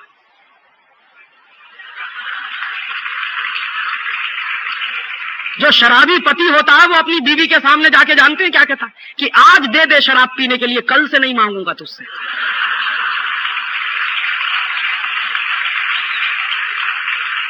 तो पत्नी क्या कहती है कि नहीं नहीं तुम रोज यही कहते हो। तो कहना नहीं नहीं आज के बाद नहीं पीऊंगा, तू दे तो दे। तो बेचारी पत्नी झांसे में आ जाती है, दे देती है। दूसरे दिन फिर आके छाती पे खड़ा हो जाता है कि अब आज और दे दे। माने वीडीआईएस चला, 31 दिसंबर तक दे दीजिए, फिर नहीं आएंगे आपके पास, यही तो था। और 31 दिसंबर पूरा हुआ तो फिर छाती पे आके खड़े हो गए कि अब तुम्हारे घर में अगर सेल्यूलर फोन है, अगर तुम्हारे पास एग्रीकल्चरल फार्म है, अगर तुमने विदेश यात्रा की है तो फिर तुमको चूसेंगे आके। तो शराबी पति को जैसे शराब की लत लग गई है, वैसे ही भारत सरकार को लत लग गई है इनकम टैक्स की। और एक दूसरी बात आपसे और कहना चाहता हूं कि अगर इनकम टैक्स डिपार्टमेंट खत्म हो गया इस देश में, सेंट्रल एक्साइज भी खत्म हो जाए, मैं तो इस देश में भगवान से प्रार्थना करता हूं, तो इस देश में 70% करप्शन खत्म हो जाएगा। करप्शन होता क्यों है और करप्शन होता कैसे है? माफ करेंगे ये बात कहने के लिए, मेरे एक बहुत अच्छे परिचित दोस्त हैं, उनका नाम नहीं लेना चाहता, बंबई में रहते। उनका एक दिन का डोनेशन जो है करीब करीब 5 से 10 लाख रुपए का है। एक दिन में डोनेट करते 5 लाख कम से कम, 10 लाख अधिक से अधिक। तो एक दिन मैंने उनसे पूछा कि आप ये जो डोनेशन करते हैं 10 लाख रुपए का, तो आपको बड़ी खुशी होती है? कि हाँ मुझे बहुत खुशी होती है। लेकिन 1 लाख रुपए का टैक्स देना हो तो 3-3 चार्टर्ड अकाउंटेंट रखे हुए हैं उन्होंने मैनिपुलेशन करने के लिए। और आप लोग कर क्या रहे? माफ करिएगा ये बात कहने के लिए, 1 रुपया इस जेब से निकलकर उस जेब में कैसे जाए, उसी में आपकी पूरी कसरत लगी हुई है। और मैं कहना यह चाहता हूं कि इस देश का बेस्ट ब्रेन लगा हुआ है 1 रुपया इस जेब से निकलकर उस जेब में कैसे ना जाने पाए या कैसे चला जाए। तो आप अपने इंटेलेक्ट का देश के हित में क्या इस्तेमाल कर रहे हैं? ये सीधा प्रश्न मेरा आपसे है। और आपको मैं एक जानकारी और दे दूं, आईसीएस बनने में, आईपीएस बनने में, आईआरएस बनने में जितनी मेहनत नहीं लगती, उससे कई गुना ज्यादा मेहनत चार्टर्ड अकाउंटेंट बनने में लगती है, ये मैं जानता हूं। तो जो मेहनत आपने की है उसका देश को कुछ तो लाभ मिलना चाहिए। और इस पर आप अपने स्तर पे सोचिए कि हम हमारे इंटेलेक्ट का इस देश को क्या लाभ दे सकते हैं। तो मैंने उनसे यही पूछा था कि आप 10 लाख रुपए का डोनेशन दे देते हैं लेकिन 1 लाख रुपए का टैक्स नहीं देते। तो जानते हैं उन्होंने क्या कहा कि राजीव तुमको मालूम नहीं, भारत के धर्म शास्त्रों में लिखा है कि कुपात्र आदमी को 1 पैसे का भी दान नहीं देना चाहिए। तो ये भारत सरकार चूंकि कुपात्र है इसलिए मैं इसको 1 रुपया भी नहीं दे सकता। और जिसको मैं 10 लाख रुपया डोनेट कर रहा हूं उसके बारे में मुझे मालूम है कि ये कहां खर्च होने वाला है। मैं जो इनकम टैक्स देने वाला हूं मुझे खुद नहीं मालूम कि वहां कहां खर्च होने वाला है। मतलब ये है, मैं कहना ये चाहता हूं कि अगर इस देश में इनकम टैक्स डिपार्टमेंट बंद हो गया, सेंट्रल एक्साइज बंद हो गया, तो चिंता मत करिए, ये देश डूबेगा नहीं। मैं एक दूसरी बात कह रहा हूं कि भारत सरकार अगर टैक्स लेना बंद करके लोगों से दान मांगना शुरू करे तो रेवेन्यू कलेक्शन 3 गुना बढ़ जाएगा इस देश में। क्योंकि यहां दान देने की बहुत पुरानी परंपरा है, लेने वाले की पात्रता चाहिए।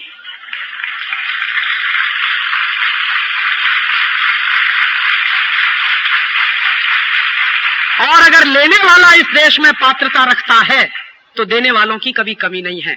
राणा प्रताप को जानते हुए कि वो एक हारी हुई लड़ाई लड़ रहा है, भामा शाह ने अपनी थैलियां खोल दी थी। ये जानते हुए कि राणा प्रताप एक हारी हुई लड़ाई लड़ रहा है, भामा शाह के सामने दोनों विकल्प खुले थे। अकबर ने संदेश भेजा था कि आप चाहो तो आपकी पूरी संपत्ति की मैं सुरक्षा कर सकता हूं, आप मुझसे मिल जाओ, भामा शाह ने यही कहा था कि अकबर, तुमसे मिलने की तो बात मैं सपने में नहीं सोच सकता। मैं जानता हूं कि राणा प्रताप हारी हुई लड़ाई लड़ रहा है, लेकिन मेरी संपत्ति सुपात्र को ही जाएगी, कुपात्र को नहीं जाने वाली। तो इस देश में ये हजारों साल की परंपरा है कि सुपात्र लोगों को कभी भी इस देश में कमी नहीं होती और कुपात्र लोगों को दान कभी देना नहीं चाहिए। तो मैं मानता हूं कि अगर सरकारें अपनी सुपात्रता सिद्ध करें इसमें, तो उनको कोई कमी नहीं होने वाली दान की। तो टैक्स नहीं लिया जाएगा, दान लिया जाएगा, और दान लेने में विनम्रता होती है, टैक्स लेने में गुंडागर्दी दिखाई जाती है। तो विनम्रता के साथ जब सरकार आपके पास आएगी और उनका ऑफिसर आएगा कि हमें केंद्र की व्यवस्था चलानी है, राज्य की कुछ व्यवस्था चलानी है, जिले की चलानी है, इसलिए आपसे दान चाहिए, तो आपका दिल खुद ब खुद पसीज जाएगा और आप शायद 1 लाख रुपए का टैक्स नहीं देंगे, लेकिन 10 लाख रुपए का दान कर देंगे। ये संभव है इस देश में, ये भारत में संभव है। ये मैं यूटोपियन बात नहीं कह रहा हूं। इस देश में हजारों साल ऐसे व्यवस्थाएं चली हैं। तो मेरा निवेदन ये है कि इस देश में अगर हम पूरी इकोनॉमी को 0 टैक्स बना दें और कोई टैक्स ना वसूला जाए, लॉन्ग टर्म की पॉलिसीज की मैं बात कर रहा हूं, तो इस भारत को आप सोने की चिड़िया फिर से बना सकते हैं। क्यों? मेरे एक दोस्त से मैंने एक दिन पूछा कि तुम जो उत्पादन करते हो उसमें ब्लैक कितना है, व्हाइट कितना है, एक्साइज की चोरी करने के लिए। तो उसने खुद कहा, राजीव 1:4 का रेशियो रहता है। हाँ, वो खुद कह रहा था मुझसे। तो मैंने उससे ज्यादा इंटेलिजेंसी से एक दूसरी बात पूछी कि मान लो तुमको सेंट्रल एक्साइज का डर नहीं रहे तो उसने कहा शायद इससे भी ज्यादा हो सकता है। वो फिर 1:4 नहीं है, वो 4:4 ही रहेगा, फिर चक्कर ही नहीं है कोई दूसरा। मतलब क्या है, आज जो भारत सरकार कहती है कि इस देश का जीडीपी 8 लाख करोड़ का है, मुझे ऐसा लगता है कि अगर सेंट्रल एक्साइज डिपार्टमेंट बंद हो जाए तो जीडीपी 16 लाख करोड़ का तो एक झटके में हो जाएगा इस देश में। परेशानी क्या होने वाली? तो परेशानी कहां है? परेशानी इस देश की व्यवस्था में है, जो अंग्रेजों ने बनाई थी आपको चूसने के लिए। वो व्यवस्था जब तक बदली नहीं जाएगी तब तक आप भारत को एक मजबूत आर्थिक देश नहीं बना सकते। तो तात्कालिक रूप से नीतियां क्या होनी चाहिए? तात्कालिक रूप से इस देश में नीतियां ये होनी चाहिए कि जो पिछले 7 साल में सत्यानाश हो रहा है जिन पॉलिसीज के कारण, उनको तत्काल रोकना चाहिए और एक नए रास्ते पे जाना चाहिए। और लॉन्ग टर्म की पॉलिसीज क्या होनी चाहिए? लॉन्ग टर्म की पॉलिसीज इस देश में इस टैक्सेशन के पूरे स्ट्रक्चर को खत्म कर देने की जरूरत है। और चलते चलते आपसे एक आखिरी बात कि ये होगा कैसे, कैसे संभव है? ये संभव है इस देश में एक बड़ी वैचारिक क्रांति की मदद से। और वो बड़ी वैचारिक क्रांति करेगा कौन? वो आप करेंगे, वो मैं करूंगा। इस देश में वैचारिक क्रांति का एक आंदोलन चलाने की जरूरत है और उस वैचारिक क्रांति के आंदोलन में आप हम सब सहभागी।